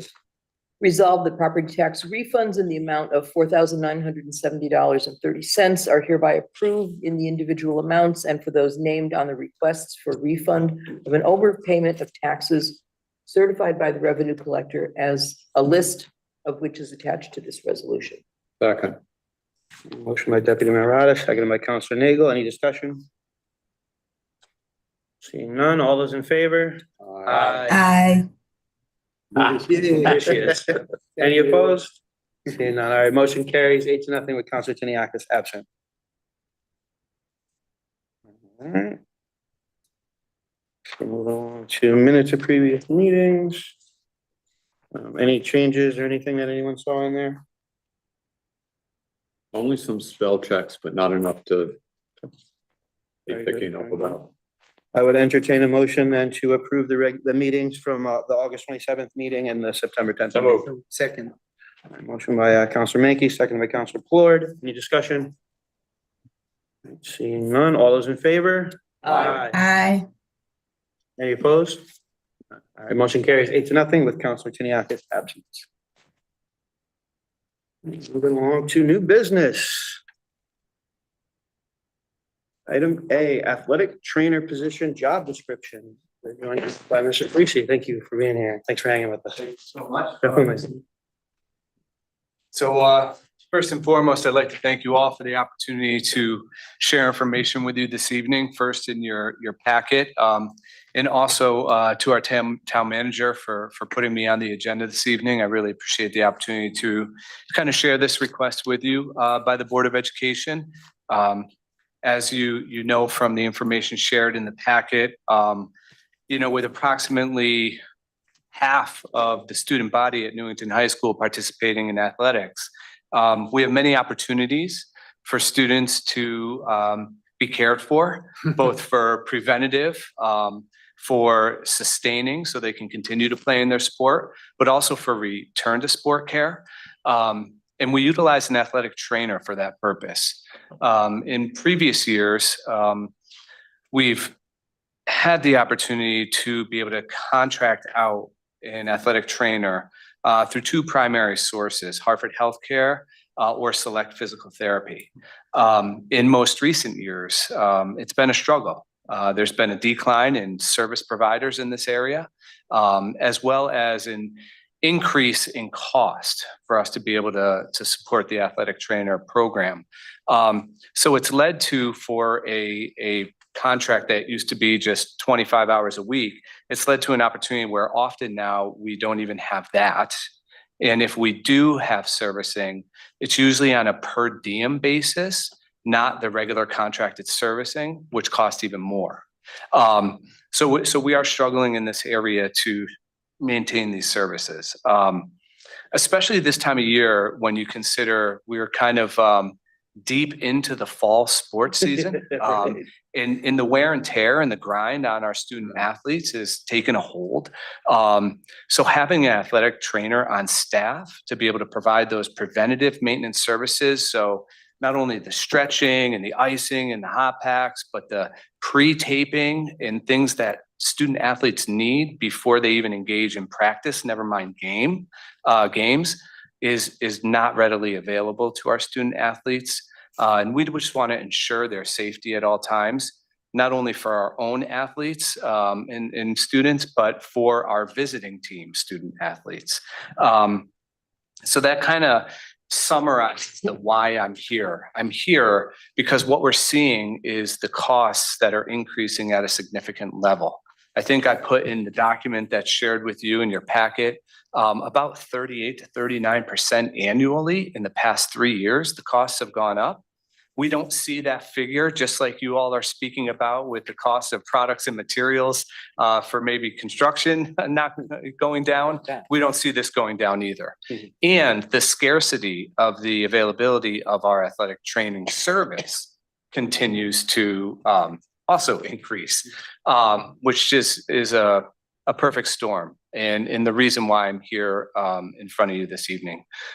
We are having those challenges. I even spoke to our athletic training department, our athletic department yesterday, just to kind of get a sense of where we are and what we have. There are often times where we can't meet the needs of our student athletes right now here at home because we can't get an athletic trainer on site before they go off site to participate, which is usually when all the pre-taping and all those great things would happen for our athletes.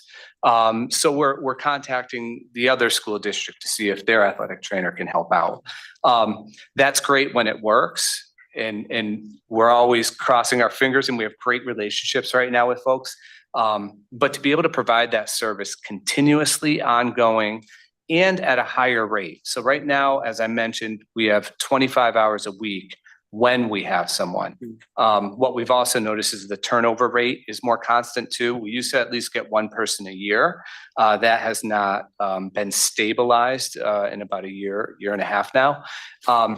We would like to hire someone full-time, what that would offer us is not just the service that we used to be able to provide, but now an opportunity to really address coaches and how they work with teams to prepare them for season, especially now that the CIAC offers off-season opportunities for coaches to work with teams, as well as when like football comes in August, times like that. So this person would be able to not only support coaches creating exercise preventative maintenance plans and warm-ups and drills for the coaches, but it would also be available more frequently to be able to help ensure the safety of our students, the communication as the conduit often between our student athletes, the injury, the coach, the doctor, and the parent. That is a critical piece when your child is hurt in play. Having someone who can really be the conduit and knowledgeable about the information in the return to play plan, or the plan that is going to be put in place to make sure that everything is all set so that student athlete can continue to participate not only in athletics, but also at school sometimes is critical. And we want to just maintain that continuity for our children. So with all that being said, I know I put some numbers in there for you as well. A sample job description, a sample posting. Those are very similar in much of what other towns around us have used, most recently Glastonbury. Our salary range, I think, is competitive, but not putting our budget at risk. We would be able to compensate for this year through a reduction of force that occurred. That was unexpected right at the start of the school year. So we would be able to manage that. And the plan right now is not to refill that position. So that would be a sustainable opportunity, as well as still apply a criteria that we used to use where we would take some of the funds the athletic department received through either ticket sales or concession, funding, and support that position as well. So we believe we have the opportunity right now to be able to better support our students. And we would like your support with that. But I would also like to entertain any questions you might have or any thoughts you might have about the position. Actually, believe it or not, this has been one of the hottest topics in my inbox in the last 2 weeks. Okay. From parents. So I actually do. I'm fully sure. I think this is a great, and I think our athletes need it. My question is, would the athletic trainer have a dedicated space, like an office? Because obviously, they have to, do tapings. Sometimes they have confidential conversations, things like that. And that's really my question there. What would their space situation look like? Certainly, thank you. So we have 2 space opportunities. One in the field house, where the athletic trainers currently do perform a lot of their duties and do have those conversations. So we have both office space in there as well as what you might call like therapy space, where there's a therapy table and where all the tape and all that great stuff is. So they would have that. During times of the day when they would be here and maybe not at the field house where there are no students, but in the building where there are, and they can touch base and manage certain things, they have an opportunity to reside right within the athletic department office, which houses our current athletic director, Chris Myers, and our assistant athletic director. So there are kind of 2 options. Good. We do envision that this person would come in a little later in the day, so they can stay later at night, like till 9 o'clock at night. So more like 1 or 2 in the day, and kind of work the hours that way. Gotcha. So we're really capitalizing and utilizing, their servicing. We also, if you've seen lately any or heard any of the board meetings, opportunities came up about middle school sports in the recent, past. And although we uniquely interested in that. I'm sorry. I have someone at home who's very interested in hearing about that. Yeah, and although we didn't go full-fledged middle school sports, we are putting clubs in. We are putting clubs in place to support that. So I think, broadening the scope of this position offers opportunities for us to be able to support not only the high school, but eventually, down at the middle level as well for what might transpire there. Yeah. That'd be awesome. Awesome. Thank you very much. Absolutely. Counselor Mackey. Just a couple questions. It seems like this person will be really, really busy in the fall, really, really busy in the winter. And probably really busy in the spring, but when there's a lacrosse, soccer game and a football game all happening at the same time, how do we make this one person, 3 people? Right. So the good news about that is we currently have that problem, right? And we've been managing that right now. So the person is kind of available and bopping around all, right? But also we have things like walkie-talkies and ways of communicating that can support that. Okay. So we really, Chris Myers, our athletic director, unfortunately, he couldn't be here this evening. He's away at a conference out of state, but so you know, he has a great system in place to ensure that communication is available for the coaches to be able to contact the athletic trainer immediately. So they can get there. Okay. They can get there. We have the golf cart, you know, we have means to be able to support that, and we absolutely will continue to. And then I just want to reiterate it. It seems like a lot of this, the duties of this person will be preventative and rehabilitation after the injury. Preventing the injury by adjusting the training, or maybe classes or teaching how to stretch before game. Exactly. I never was a good athlete, so I never stretched before a game.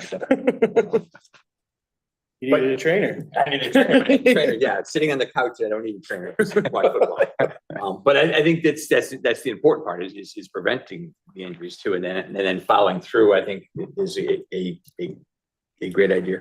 I did read the proposed job description here, and it does say a team position determined by the Glastonbury Public Schools. That's just, it should be the Newington Public. Oh, Schools, yeah, right? absolutely. That might be an error in that job. Okay, so we have our own position on you contract with the school's contract with Currently. and this person will be working under that position of supervision, right? Or So could you ask that question again?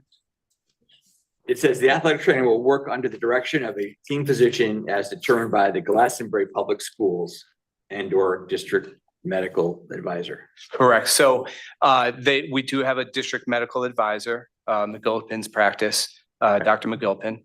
And so they would take their medical direction under them. Okay, that's And then they would work under the board though for the operational, elements of their job. right. I'm not worried about some of his operations. I'm not worried about the medical part. So there'd be An overseeing an overseeing. physician. It wouldn't be just Absolutely. the janitor saying, I think you should rub some dirt on it and it'll be all fine. Correct. It should be someone who has some medical. Correct. Absolutely. Thank you. And we'll make that correction. Thank you. Counselor Bedrejko? Yes, so during the summer, this individual would be doing plans and working with the coaches or whatever, so this is a 12-month position. Correct. And equally, just to be transparent, the position would come with some vacation time. And we would work with the athletic trainer to take that time, when student athletes are not in full swing. And so like right when they leave school, right there, and right before football comes in and the August sports start up, it's soccer and football. And so, yes, it would kind of be that tight window where they would enjoy themselves a little bit. I also, do you know what position resigned? That you said that you're able to fund this position now because of the resignation of a certified position, you know what? I do right now. That's in our career technical department. And it's in writing that it will not be replaced, so this. That's correct. Okay, it's in, I just want to Yes. make sure, so. And then I am curious, I mean, I think I'm in favor of this for sure, but when you were doing district comparisons, I always get confused because it seems like whenever people come to us with, similar towns or whatever, it's always a different group of towns depending on what the requester kind of wants to get out of it. Because this certainly some of these, this is not the DRGs we've seen for some of the No. other positions. So are these, for example, Monroe, Durham, New Milford, Madison, are those based on similar program offerings, similar student sides, similar demographics? I mean, I would think that we would be looking at Berlin, Weathersfield, and Rocky Hill, so. Right. So some towns have moved in this direction and some are still working toward it. So those are the towns that we're able to garner that are in this direction, that have their full-time athletic trainer and do not rely on a contracted service. Some still do, and are struggling and having the same difficulties and are, from my understanding from Mr. Myers, are moving in this direction, but maybe have not yet. Okay, so that's. So we're relying on folks who actually have, an athletic trainer full-time in their district, Great, okay. not a contracted service. And I think I read in here with benefits, it'll be probably about 100,000. Correct. Okay. Yes, that includes everything. Super. Okay, thank you. Councilor Draco. Deputy Mayor Rada? Yeah, you may have just answered one of my questions. I'm looking at under required physical and mental effort and environmental conditions. Possess the ability to tell when something is wrong or likely to go wrong, does not involve solving the problem, only recognize the problem. So what would be essentially the chain of command? If there is a problem or a perceived problem, how would that athletic director, who would that athletic director go to, and who would then take charge? Right. To explain that. So the athletic trainer would have to make a few decisions based on the severity of the problem, right? Is an ambulance warranted? Is an EMT warranted? Right? So that way the student athlete can go and get the proper medical care or be checked out by a hospital or emergency room situation. Might it be a referral to a physician? So there are times when an athlete can go from the field and the family can just take them to either the school's physician, the McGill in practice, or their own. And that might be a direction, that might be a smart one at the moment. Is it something that the athletic trainer can just work with the parent on and give it a little time and some ice and certain things to manage on its own? So I think those decisions are critical, and that's what they're certified to do, is make those decisions. And we would rely on that person to do so. They would do that in conjunction with either the assistant athletic director that's there or the athletic director who is at the event. Okay, that makes sense, and that's what I thought, but I just wanted to clarify that.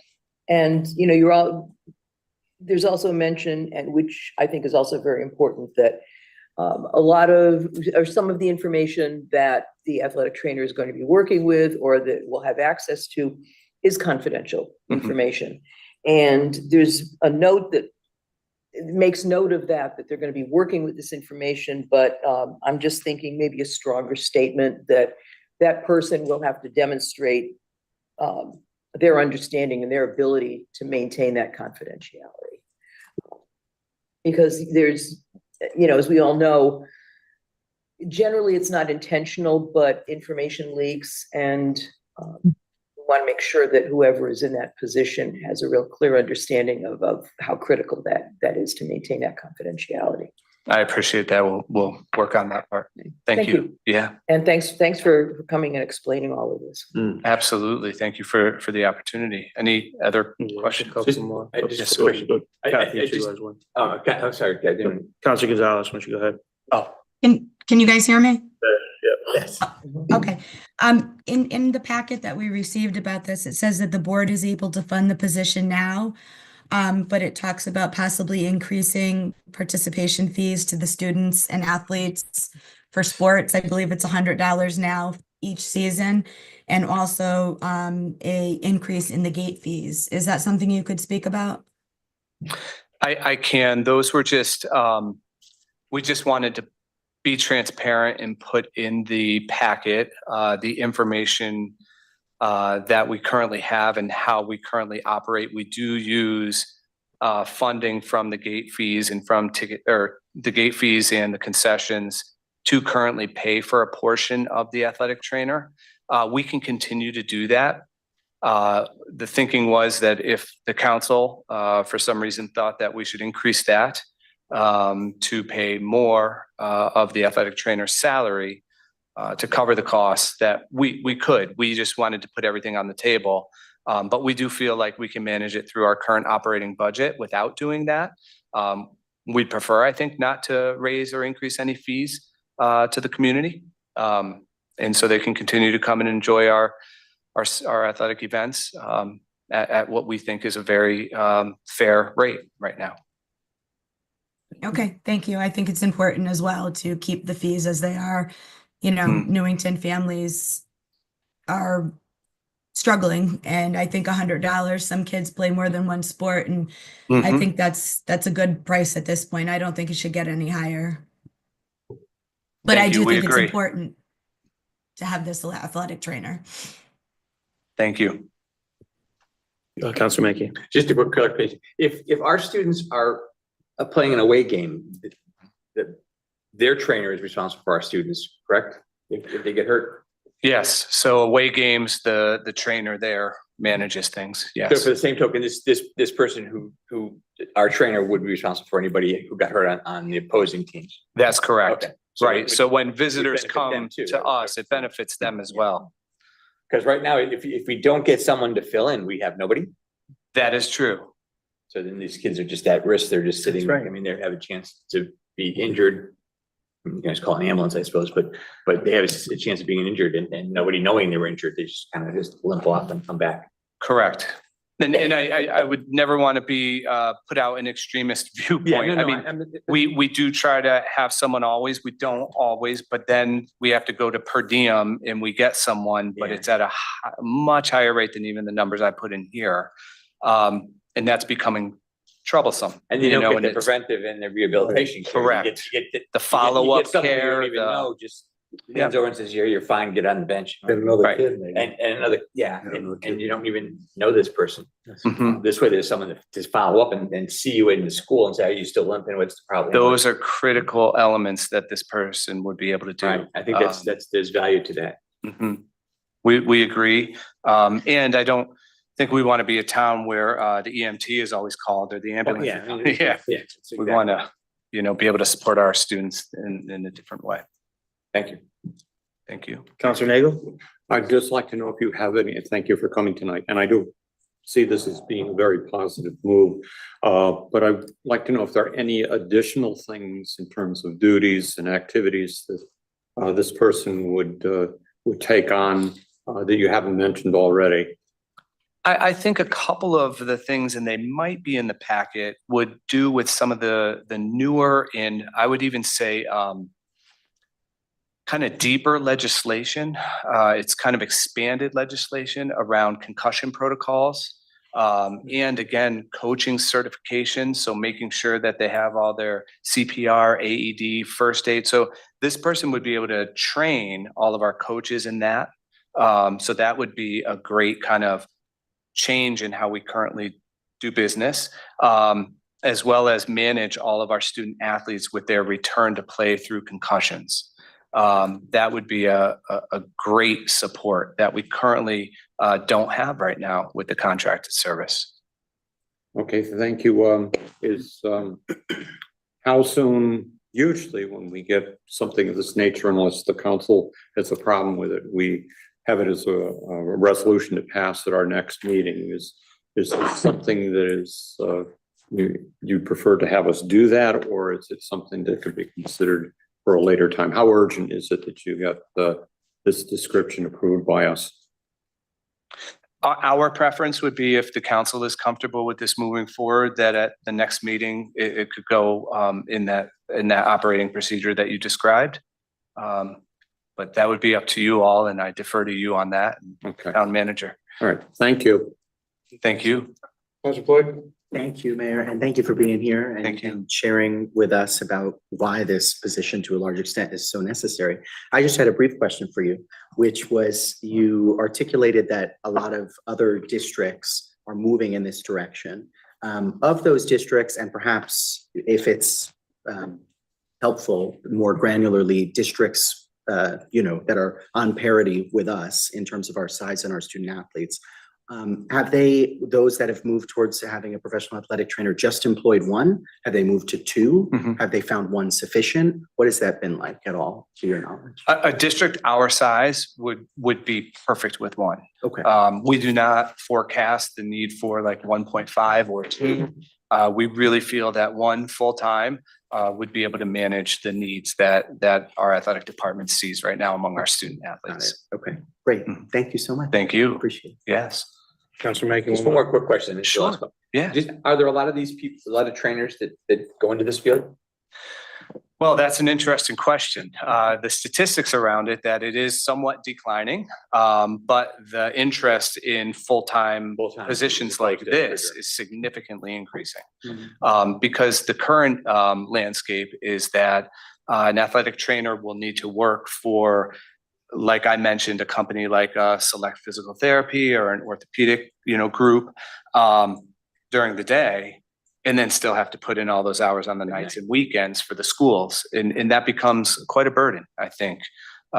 So I think the preference of having one job full-time with, the benefits is attractive. And I think seeing the same kids, I think, as we said, the same group of kids or students, at the same time would be helpful for them because they could do the rapport and I think that's beneficial. Yeah. We think that's immeasurable. Yeah, that's I think a phenomenal asset. Thank you. Thank you so much for being here, Mr. All Freeman. right. Really appreciate Thank it. you all so Thank you. much. Have a great evening. Have a great night. Thank Take you. care. You too. Keeping with the topic of job description, we will move on to item B, Assistant Town Manager job description. Yeah, thank you, Mr. Mayor. As you know, we budgeted for half a year for an assistant town manager. And now that I've been here for 2 months, I'd like to resurrect that and start the process of hiring for a new ATM. In response to Ms. Lyons' question about the history of this position, she is correct. There was an ATM here, I believe, until about 2022. Position's been essentially vacant since then. I would say that, there's been a number of managers over the last several years, and all of us bring different skill sets to the table. In my case, I sort of come from out of state professionally. And so a lot of the kind of legal framework for how local governments operate within Connecticut is a little foreign to me. So what I'm looking for in an ATM is somebody who brings to the table some of that institutional knowledge about local government in Connecticut that would complement my own skill set. So those are the sort of kind of things that guided me in recommending these changes to the job description that I said was last updated about 2.5 years ago. So specifically the changes since council last saw this would add that the ATM, I would expect the ATM to formally serve as the town's risk manager and purchasing agent and assist with human resource operations as appropriate, but also delete the one bullet or responsibility about providing public testimony on legislation of importance to the town. So if council is comfortable with this job description is drafted, it could be adopted at the next meeting, and then we could begin the interview process, in November or so, with a goal of having somebody on board probably slightly after January 1st. Any questions from councilors? Councilor Jacob? Yeah, who, shows my ignorance, who formally is the town's risk manager now and the town's purchasing? That is the Director of Administrative Services. So those duties would be removed from the director? That would be the intention. Yes, that would be the intention. So what duties are left for the administrative services? That would be to essentially assist with the town manager's operations. But how I would answer that more generally is I would like to think about, if we get this position filled, I would like to think about how we can rejigger the Director of Administrative Services position moving forward. But I think that's a discussion for after this position would be filled. Does that make sense, Council? Mr. Draco? Not really. Okay. No, it's just, it seems then that both positions should be looked at the same time. Okay. Okay. I don't know. I'm happy to, I'm happy to float up, changes to the Director of Administrative Services, job description as well. Okay, thank you. Councilor Mackey? I support assistant town manager. I always thought we had the two chiefs in the department. There's just one person and everybody reports to him. And I think that's, if the town manager's out for a reason, or if they're out on, I think in the past we had town manager getting some surgery or something and been out for a period of time, it leaves a question, who's running the office? I think it makes a clear chain of command. I like the idea of looking at both job titles at the same time, but because I think it's, they both kind of interact with each other. But I think this is something that we've had in the budget for a number of years. We haven't always filled it, but I think it's one of those things that's been in the budget. And I think it's a value to the town of having someone dedicated or designated as the assistant, as opposed to just trying to find someone who's going to cover your vacancy for a week of vacation.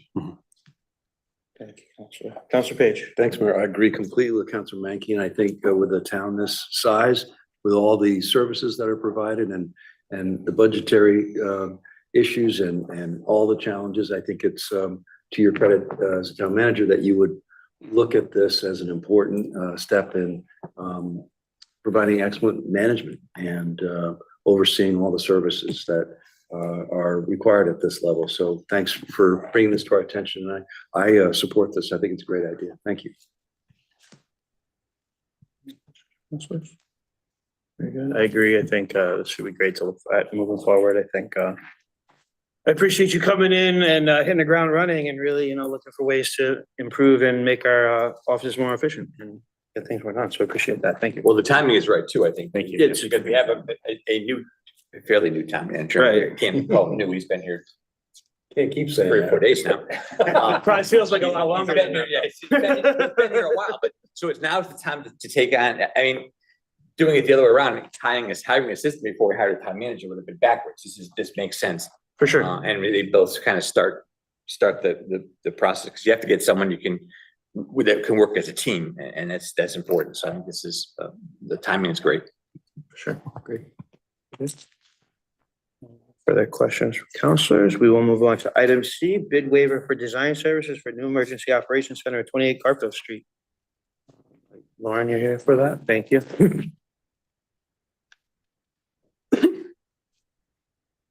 Good to see you. Thanks for hanging out with us. You always have you at the end. I know. Yeah. Save the best for last. Should I read something into that? You could, but We saved the best for last. That's right. There you go. So the item that's in front of you this evening, which would be a bid waiver for the design and architectural services for the EOC at 28 Garfield Street. The feasibility study was conducted last year by one of our on-call architects. So in 2022, the town went out to RFP to solicit qualified firms to provide on-call design, architectural, and construction management services for projects for the town. We did this with the intent of not having to go out to bid on every single small project.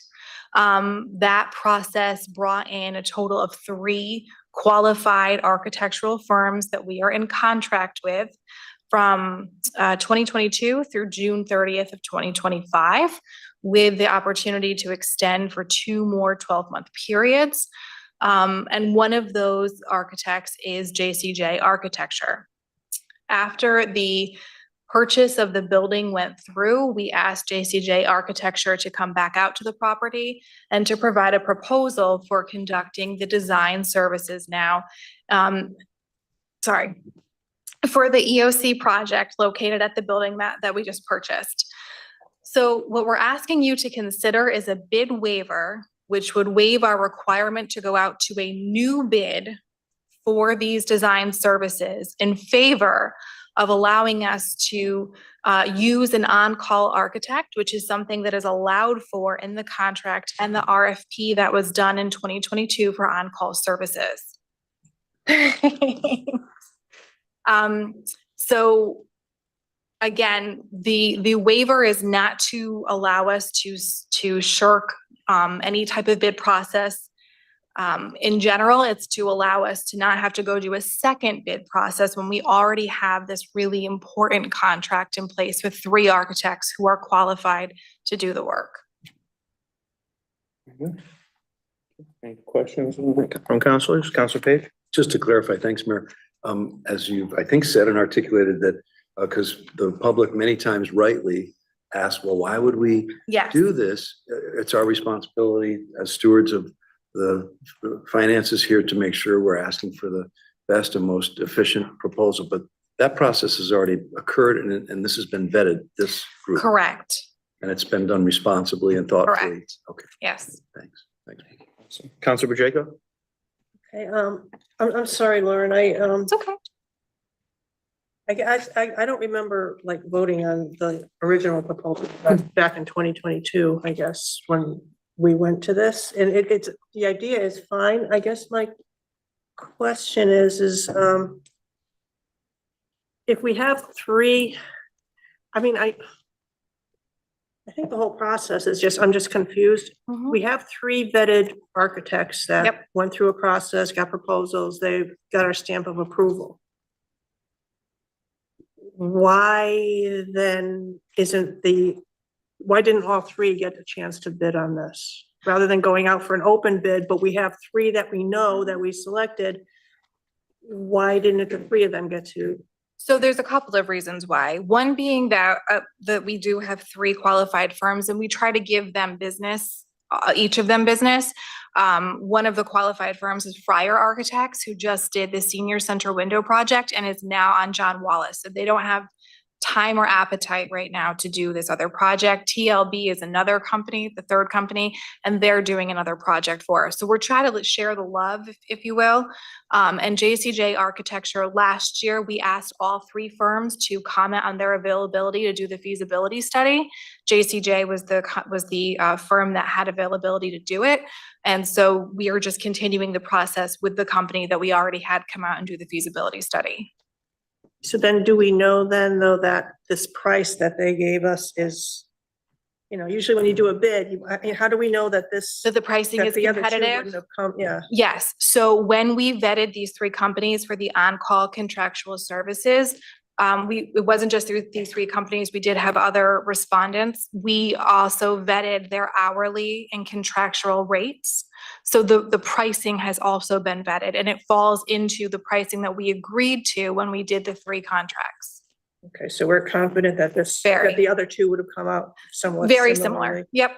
And then just one more thing, and I'm sorry, maybe at some point you can come and educate, you should be like to educate us on the whole bidding process, whatever, Sure. because I think as more projects come up, I mean, I certainly would like to know more. Hang on a second. Gosh, I had something, oh, yeah, under their proposal, I'm just curious, it says exclusions. The following services are not included. And it's three that kind of like really struck out: environmental hazardous material studies, environmental site studies, and abatement. Isn't that kind of important? So we already have environmental site studies from the closing of the property. The former owner provided us those studies when we did the closing document due diligence. Okay, thank you. Yeah, so we don't need to recreate the same studies. Okay, thank you. Counselor Mackey? Just for, I know probably know the answer here, but just for the public, I think the time is of the essence here. Correct, We and need to thank get you this for done, bringing that up, yes. To secure the Yes. grant for the $1 million. We are right now having to ask for an extension on the grant funds through FEMA because we have not started the project on time. Because we just purchased the project. So really, we're asking for this waiver because A, we have these companies already kind of waiting to do projects for us, and B, to avoid having to do a formal bid process, which would add 6 to 8 weeks onto the design process in general. And that is because we do need to get the ground running so that when the tenant moves out in about 7 or 8 months, we can start construction the next day. Right, yeah, but it's another point too, is the design phase will continue even though that there is a Yes, tenant in. I correct. keep driving by and expect to see the OFI down in the town seal up there, but Not yet, not yet, but. not yet. We actually, it's 7 months. actually in the lease. We're not allowed to take the sign down until they're 7 out. months from now, I can go back and Yes. see this. So I'll stop looking as I drive by. But I think, I think it's important that the process continue working. I mean, we don't just Yes, wait. we have to continue doing all of the design and due Right. diligence and getting everything in place so that when the tenant moves out, we can start the actual construction side of it immediately. And we still can go in, I assume, if we need to do measurements, then tenant. The tenant has been lovely. We have been in there probably once a week between staff or the, or JCJ Architecture. They've allowed us access and we've gone in several times, taken pictures, done measurements and, you know, just kind of laid out what the EOC side of the project would look like. Thank you. Councilor Jacob?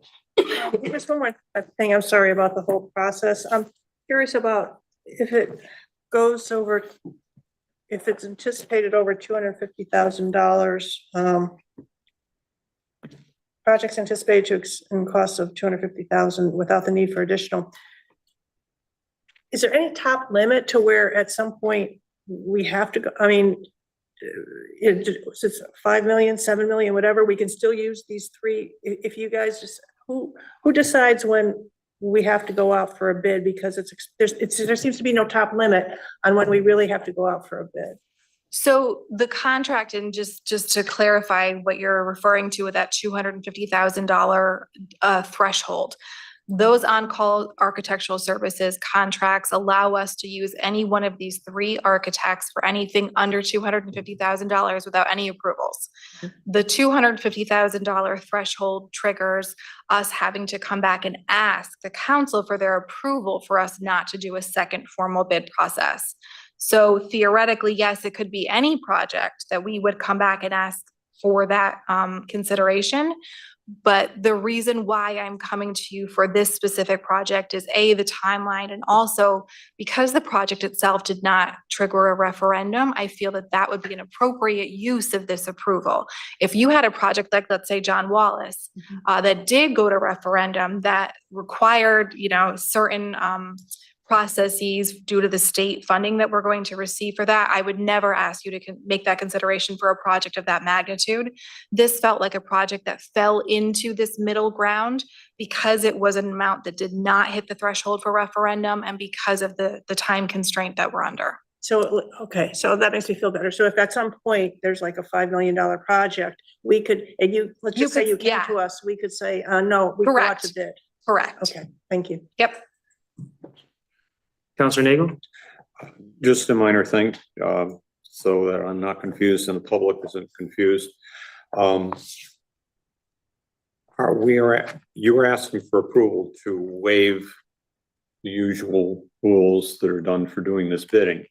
Are you asking for us to waive the rules tonight? No. To pass the resolution? No, nope, it's not a waiver of your rules to approve it in one meeting. We're just bringing it to you this evening that we're asking for a bid waiver for you to waive that requirement for a second formal bid process and allow us to contract the JCJ Architecture for the services. And we would ask that you would consider this for action at your next meeting. Okay, thank you. Yep. Councilor. Any other questions or comments for Lauren? None. Thanks so much for hanging out. Have a good night. Thank you. Appreciate it. Thank you. Moving on to written oral communications from the town manager. Yeah, a few things to bring to council's attention. First, next Wednesday on October 16th at 1 p.m. at the library, the Connecticut Health District will be doing a rat presentation. I know the Chamber of Commerce has put the word out on their Facebook page. So, you know, an important thing, hope to get as many people there as possible to do what we can to stop those guys. Won't be served. Yes, exactly. Good. I attended an online budget presentation from the MDC for their 2025 budget. And there's still a couple more meetings that the process has to go through, but for now they're proposing no change in their sewer ad valorem, so the contribution from the town for sewer services, and a 3.2% increase in their water service fee. That works out to $2.92 per month increase to the average customer's water bill. That still leaves MDC lower than some of the other area water utilities. And the reason for the increase is because of debt service related to new debt service, I think largely related to their projects to decouple the sanitary and stormwater sewer systems in Hartford, as well as some sort of one-time use of surpluses that they used in years past that have now run out. They have to raise rates accordingly for, as in like ongoing expenses. Effective October 1st, in response to a state law, the assessor is going to be has started assessing motor vehicles differently than in the past. Prior to October 1st, my understanding is there was sort of like a blue book value, like a Kelly blue book value was used. Moving forward, it'll be the manufacturer's recommended sticker price times some sort of depreciation coefficient. The result of that is that our grand list for vehicles has fallen. I think the implication, the net impact from a budgetary standpoint moving forward will be about $1 million. So as we get into budget season, that's a kind of a curveball that we'll have to wrestle with. That's obviously bad news for the town. It's good news for all of us with vehicles, where our taxes will be a little less, but something to put in the memory bank and discuss again in a few months.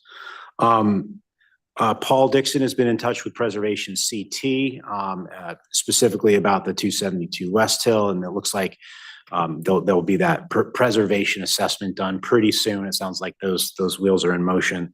In addition, we'd like to have somebody from Preservation CT come to a future town council meeting, probably in November, it sounds like, to talk about kind of the toolbox, if you will, about what municipalities can do with respect to historical preservation.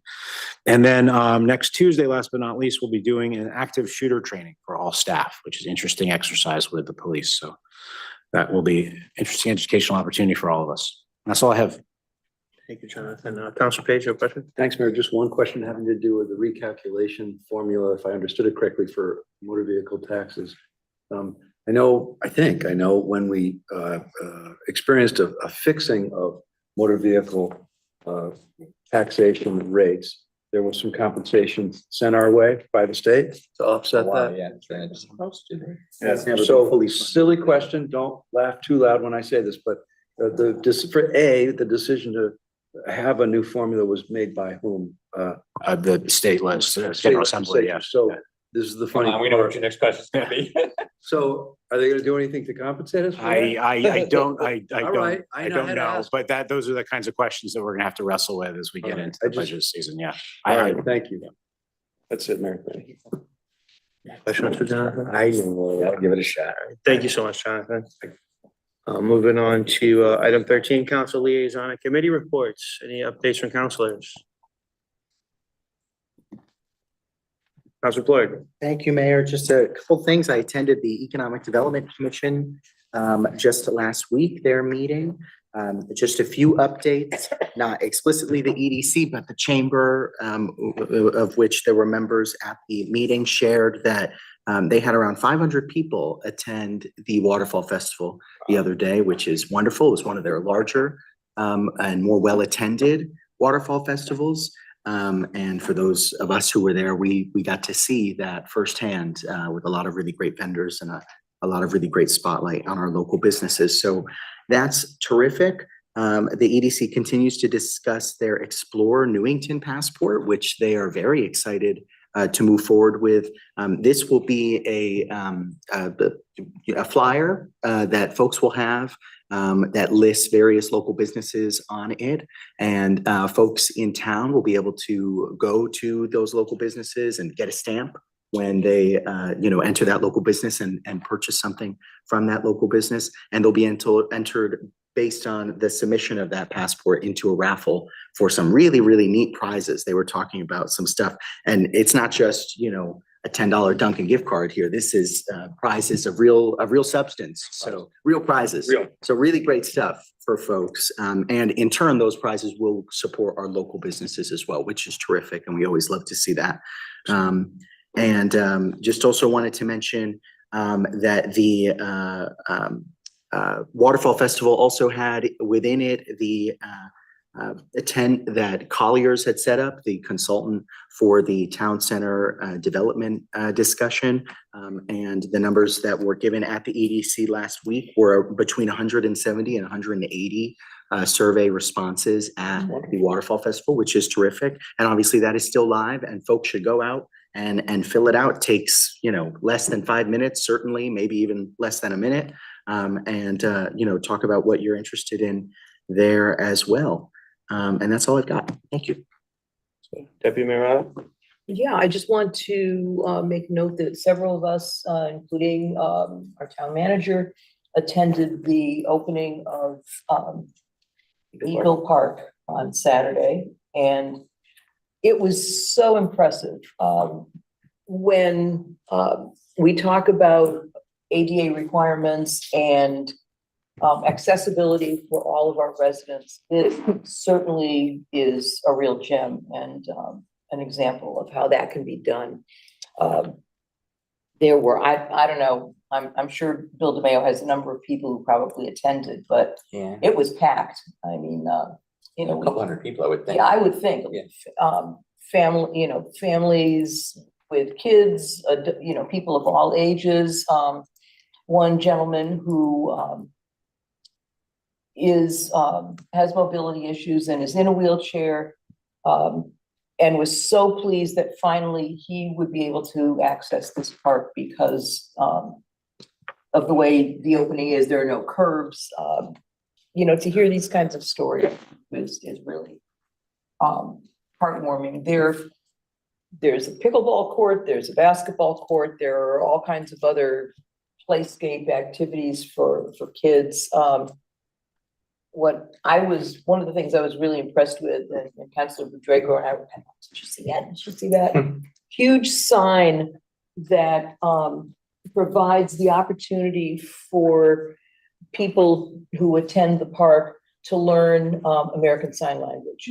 No, I've never seen that in another park, not that I've been to all that many parks, but I've never seen that before. And then also, can't remember quite what it was, but kind of in front of where we were standing at that podium, there was another large bit of signage that had a lot of pictures Yeah, and letters things and on it stuff. too. So, I mean, interactive and accessible with opportunities for all abilities. So kudos to the work that was done, and I'm looking forward now to see what they're going to be doing at Seymour Park, which, from what I understand, what Mr. DeMayo told us, the work will be starting soon. They'll have a hiatus, certainly, first part of it, and then finish up, and it sounds like it will be ready to open in the spring. Very good. Councilor Page? Thanks, Mayor. Just briefly, all of us had a tremendous privilege in attending the police department's award ceremony recently. I know I was just so moved by one police officer after another being presented for recognition of everything from delivering babies to applying a tourniquet and saving a life to CPR and on and on and on, terrible crashes and other tragedies that our police officers, men and women, are out there night and day, helping and supporting and showing love and concern for our residents and saving lives one after the other and bringing new life into the world. So it was a beautiful ceremony, poignant and so special. And we thank our police department and our finest for all that they do for us day and night. Thank you. Thanks, Councilor Draco? Yeah, I was gonna mention that as well, and I guess I expected awards for like detective work, drug busts and whatever, and I didn't. Speeding tickets. There were some of those Yeah. too. Yeah, there were some. But the amount of life-saving awards Yeah. was overwhelming. Astounding. And then just one other thing I want to mention, conservation next Tuesday, there'll be a public hearing on the 44 Kits Lane development.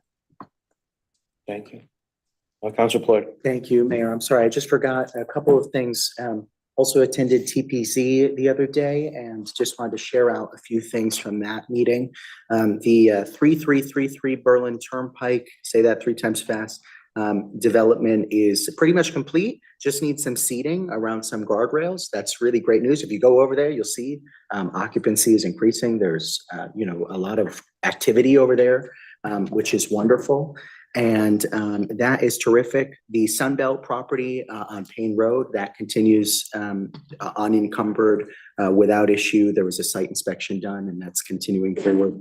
The Cedar Street Dakota project, they have removed an asphalt area that is going to be seeded, and the third building is still pending, but that is in process still. And the hotel at the end of Cedar Street as well, that at the intersection of Fenn and Cedar roughly, they are just working on some ongoing electrical needs, but that is nearly complete. The restaurant where Bertucci's used to be, that is ongoing as well. Concrete for the patio was laid. The inside, as you see when you're driving by, is completely gutted. It's not a Bertucci's anymore, that's for sure.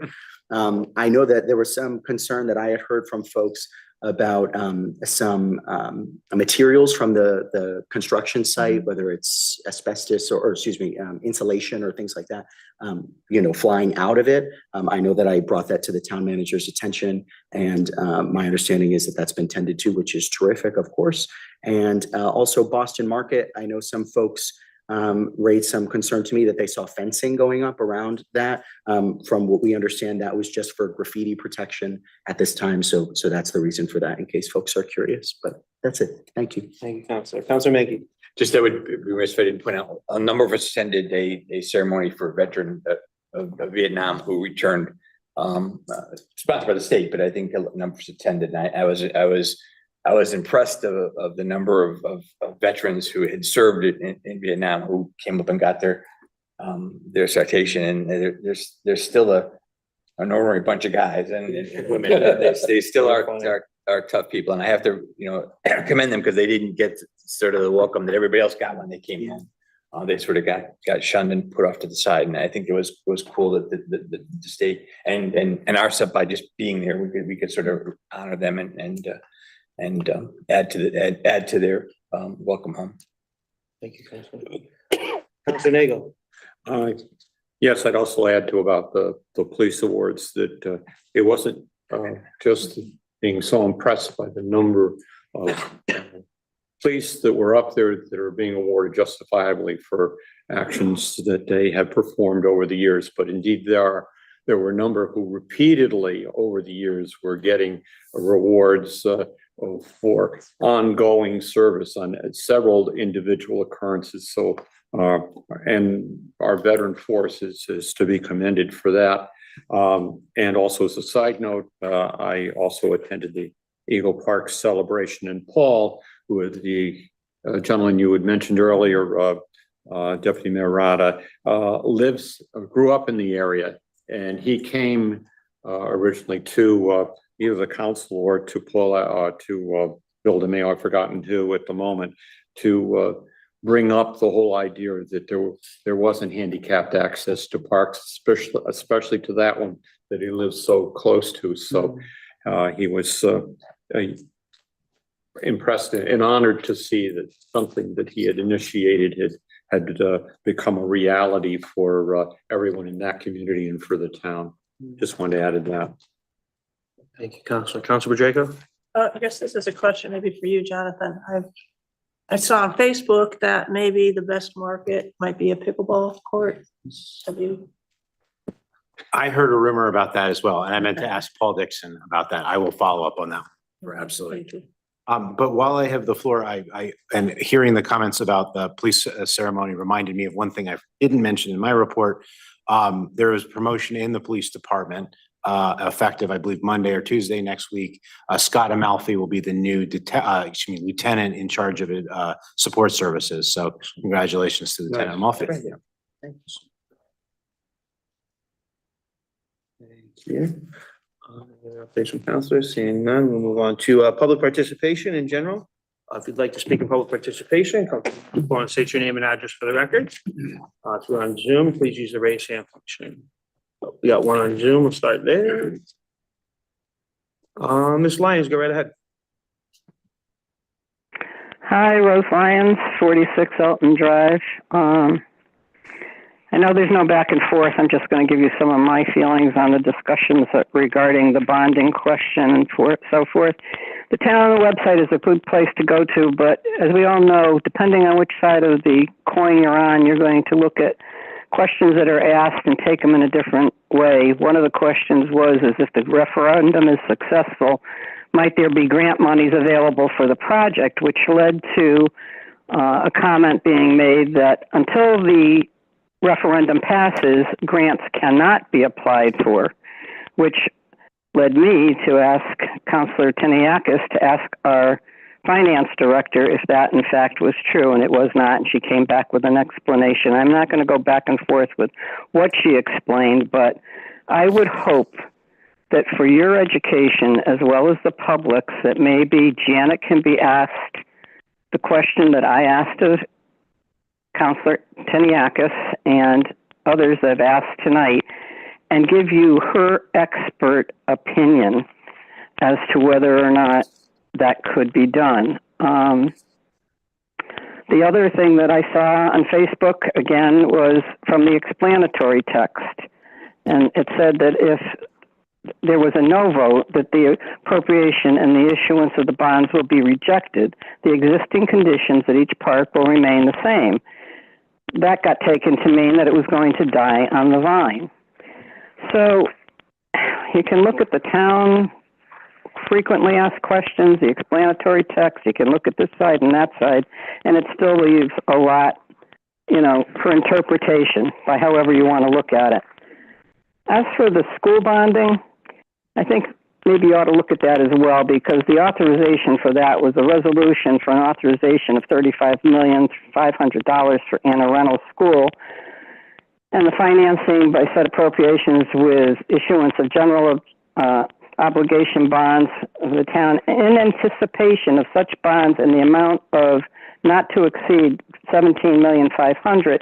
And I didn't write it all out, but the fact of the matter is that we weren't bonding, we weren't approving $35 million. We were approving up to $35 million for the bonding in anticipation of getting almost half of that back from the Board of Education, or the State Board of Education, or the State Board, and the same thing for John Wallace. So it's a little bit different in what's going on here. So I would urge you, even if it's not in public in one of the meetings, but each one of you to talk to Janet and get a handle on how the bonding works, because that's what was my main concern is what happens if we come in over budget. You have to go back and you have to do the value engineering, and then what happens if you come in under budget? Where do these monies go, and how does that affect the bonding that we actually have to take out as a town if we get grants? But again, I am no one to try and explain it. It's just as confusing to me now as it was in the beginning, but I think Janet is a good person to go to and get the answers. And with all due respect to everybody on the council, I get the feeling that you're just as confused at times as I am. Thank you. Thank you, Ms. Lyons. Thank you.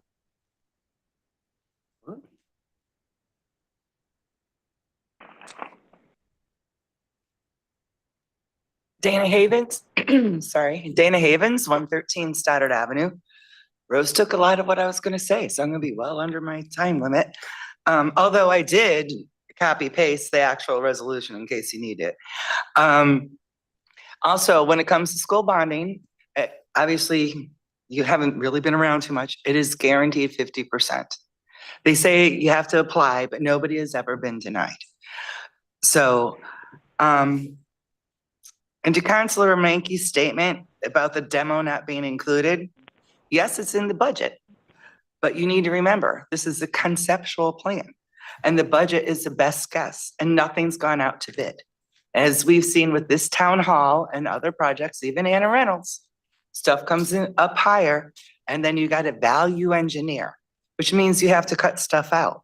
And what better, let's see, we don't have enough money. It's 500 grand more than we thought.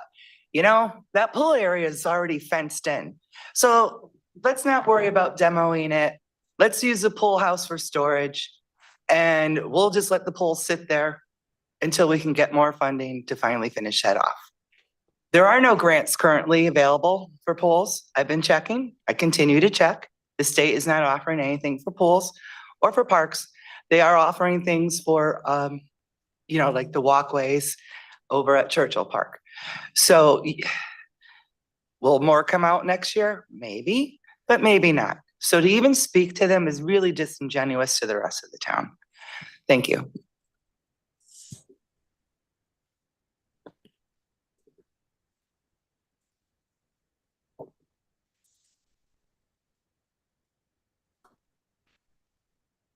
Bill McCarthy, 206 Churchill Drive.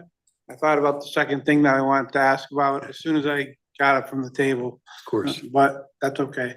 Mr. Plord touched on it, that the waterfall thing, they had the, is it Collier? They offered the opportunity to participate in the survey. I think that's the first time that I ever used one of those QR code thing, doohickey things. Scared the hell out of me.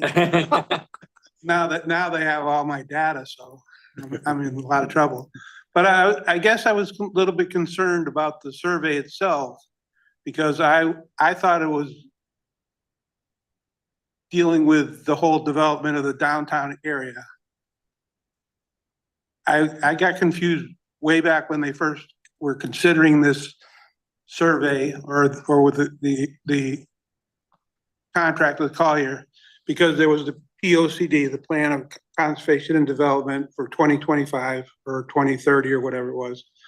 And I thought that that was what the town's plan was and what our vision was. I was expecting the survey to include conversation about Northwood Plaza, about the Hartford Hospital property, about the whole downtown area. And maybe my concept of downtown area is a little bit broader than what the survey is. And the survey had, I think there was 10 questions or something like that. But after I was done, I felt as though I hadn't conveyed what my feelings were towards the process. And looking back at it, I said, this is a survey to try to make Newington into West Hartford Center. And that's not what I wanted at all. The focus was on Main Street and Market Square. And that's not downtown, that's a very small vision of what downtown is. My vision was to include the Hartford Hospital property, Cedar Crest if necessary.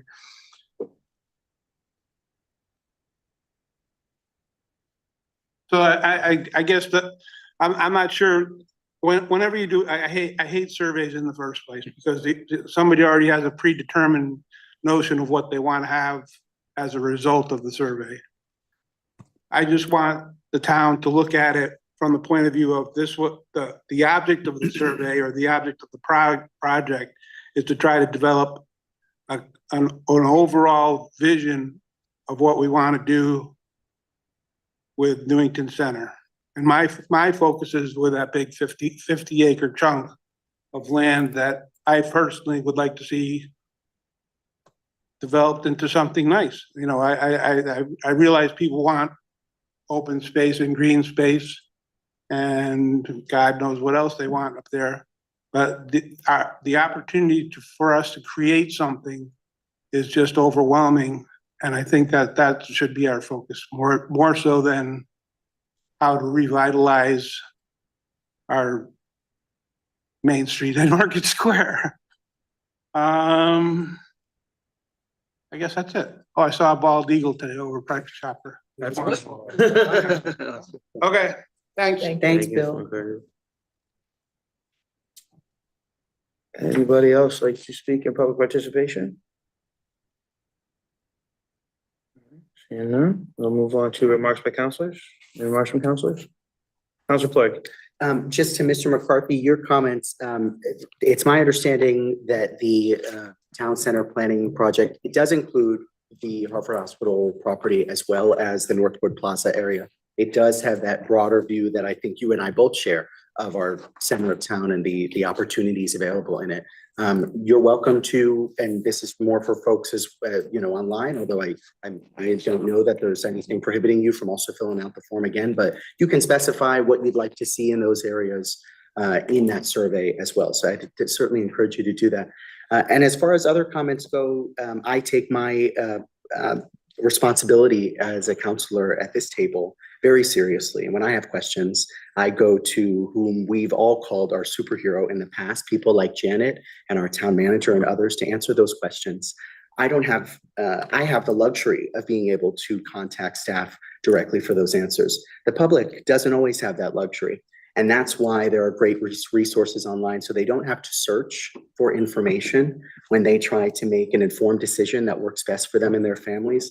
There's great information available to them instead of looking on Facebook, places that maybe aren't always as helpful. Great information available to them online so that they can make that informed decision. So I'm doing that with me and my family. My parents are doing that with them and their family. My aunts and uncles and my friends are all doing that with their families. And we're all coming to informed decisions about how to vote this November. And I hope you'll do the same. Thank you. Thank you, Counselor. Counselor Draco? Yeah, regarding the Colliers, have they ever come before the council? I you don't think think so. Not yet. Yeah, I don't think so. I mean, I'm not even sure, Mr. McCarthy just made me think, maybe it would be nice if they just gave us just what they're planning on doing and what they're hoping to do, how they're going to communicate, just give us a broad. Yeah, I can certainly ask, have that conversation with them. I would also add that as part of their proposal, they had the charrettes. So there will be a public visioning process in the next. Right, but I think we'd like to know. But maybe at the next I definitely think that's worth, thank you. Okay, thanks. Follow up on that. Thank you. Counselor Mackey? Yeah, just before I came here tonight, I made the mistake of turning on the Weather Channel. And I watched the hurricane come across the Gulf, and I think about those people who the last hurricane came across, and people up in the mountains of the Carolinas and Tennessee and Kentucky, maybe town councils like this sitting here, and all of a sudden they're inundated with a major disaster. And I just think we should take a minute just to think about those people whose life in a matter of minutes or maybe hours of rain were turned upside down and nothing they could control. It was a freak of nature, and now it's going to seem to be happening again. And how do you prepare for that? How do you prepare for that as a community, as a council? How do we prepare for that? We could go out and help sandbag stuff, but that's not going to get us very far. But how do we prepare for this community? So maybe the EOC is in this day and age is a great thing, because that would give us a spot to start and at least have a place to hang our hat on. But I just was thinking it as I was driving over here about all those people who and all those small little towns that have councils like us who are sitting here talking about whatever issues we're talking about. And their whole world's turned upside down with bridges washed out, and then their whole lives, in a paper sack. Yeah. It's hard to imagine, and I wouldn't want to wish that on anybody. Amen. Counselor Floyd? I just add to Counselor Mankey's point, when I was seeing that, as we all were on the news, I thought how blessed we were to just weeks before approve a disaster mitigation plan or something like that. I'm probably not getting the exact verbiage right, but I mean, something routine, we do it every year, but it was, or every interval that it is, I think it's every few years, but it was, it puts it in real perspective why things like that are necessary. And our community in the past has also been so generous in providing support to those communities that are impacted by natural disasters. I remember in 2018 when Hurricane Maria hit Puerto Rico, and we all saw those harrowing images on the television, that our community supported that. So, just encourage folks to, as I'm sure we all have here too, just look at ways you can help. There's more that you can do beyond just going down there. Send a couple bucks if you have a couple extra bucks for folks that can really make good use of it right now, and it can really go a long way. Thank you, Counselor. Any other remarks from counselors? Sorry, No? You're Actually, good. You're right. It's a good point. We'll go on to informational items. I only really have one thing. I was asked, recreational basketball registration is open, Parks and Rec basketball registration is open. Early bird rates are still available until October 31st. They want us to note that registration ends on November 22nd, and they will not be accepting any late registrations this year. So make sure you get signed up for rec basketball if you're interested. Also coming up, we have the Newington Human Rights Commission is putting on a community conversation and wellness event on October 17th from 5 to 7:30 at the senior center. It's gonna be a lot of different activities there. There's gonna be different wellness organizations, tabling events, doing a yoga, and then there's someone speaking on diversity, equity, and inclusion. So that should be a really good event. And lastly, and I think Jonathan, maybe you can confirm on this, I believe our next council meeting is gonna be in the multipurpose room because we will be in, That is early correct. voting will be in Yes, this room. that is Okay, correct. Yep. very good. So next meeting, October 22nd in the multipurpose room for those listening at home. Anything I missed? Sounds good. Very good. I would entertain a motion to adjourn. So moved. Second. All right, motion made by Lord, any discussion? Seeing none, all those in favor? Aye. We are adjourned at 9:40 PM. Great job tonight, everybody.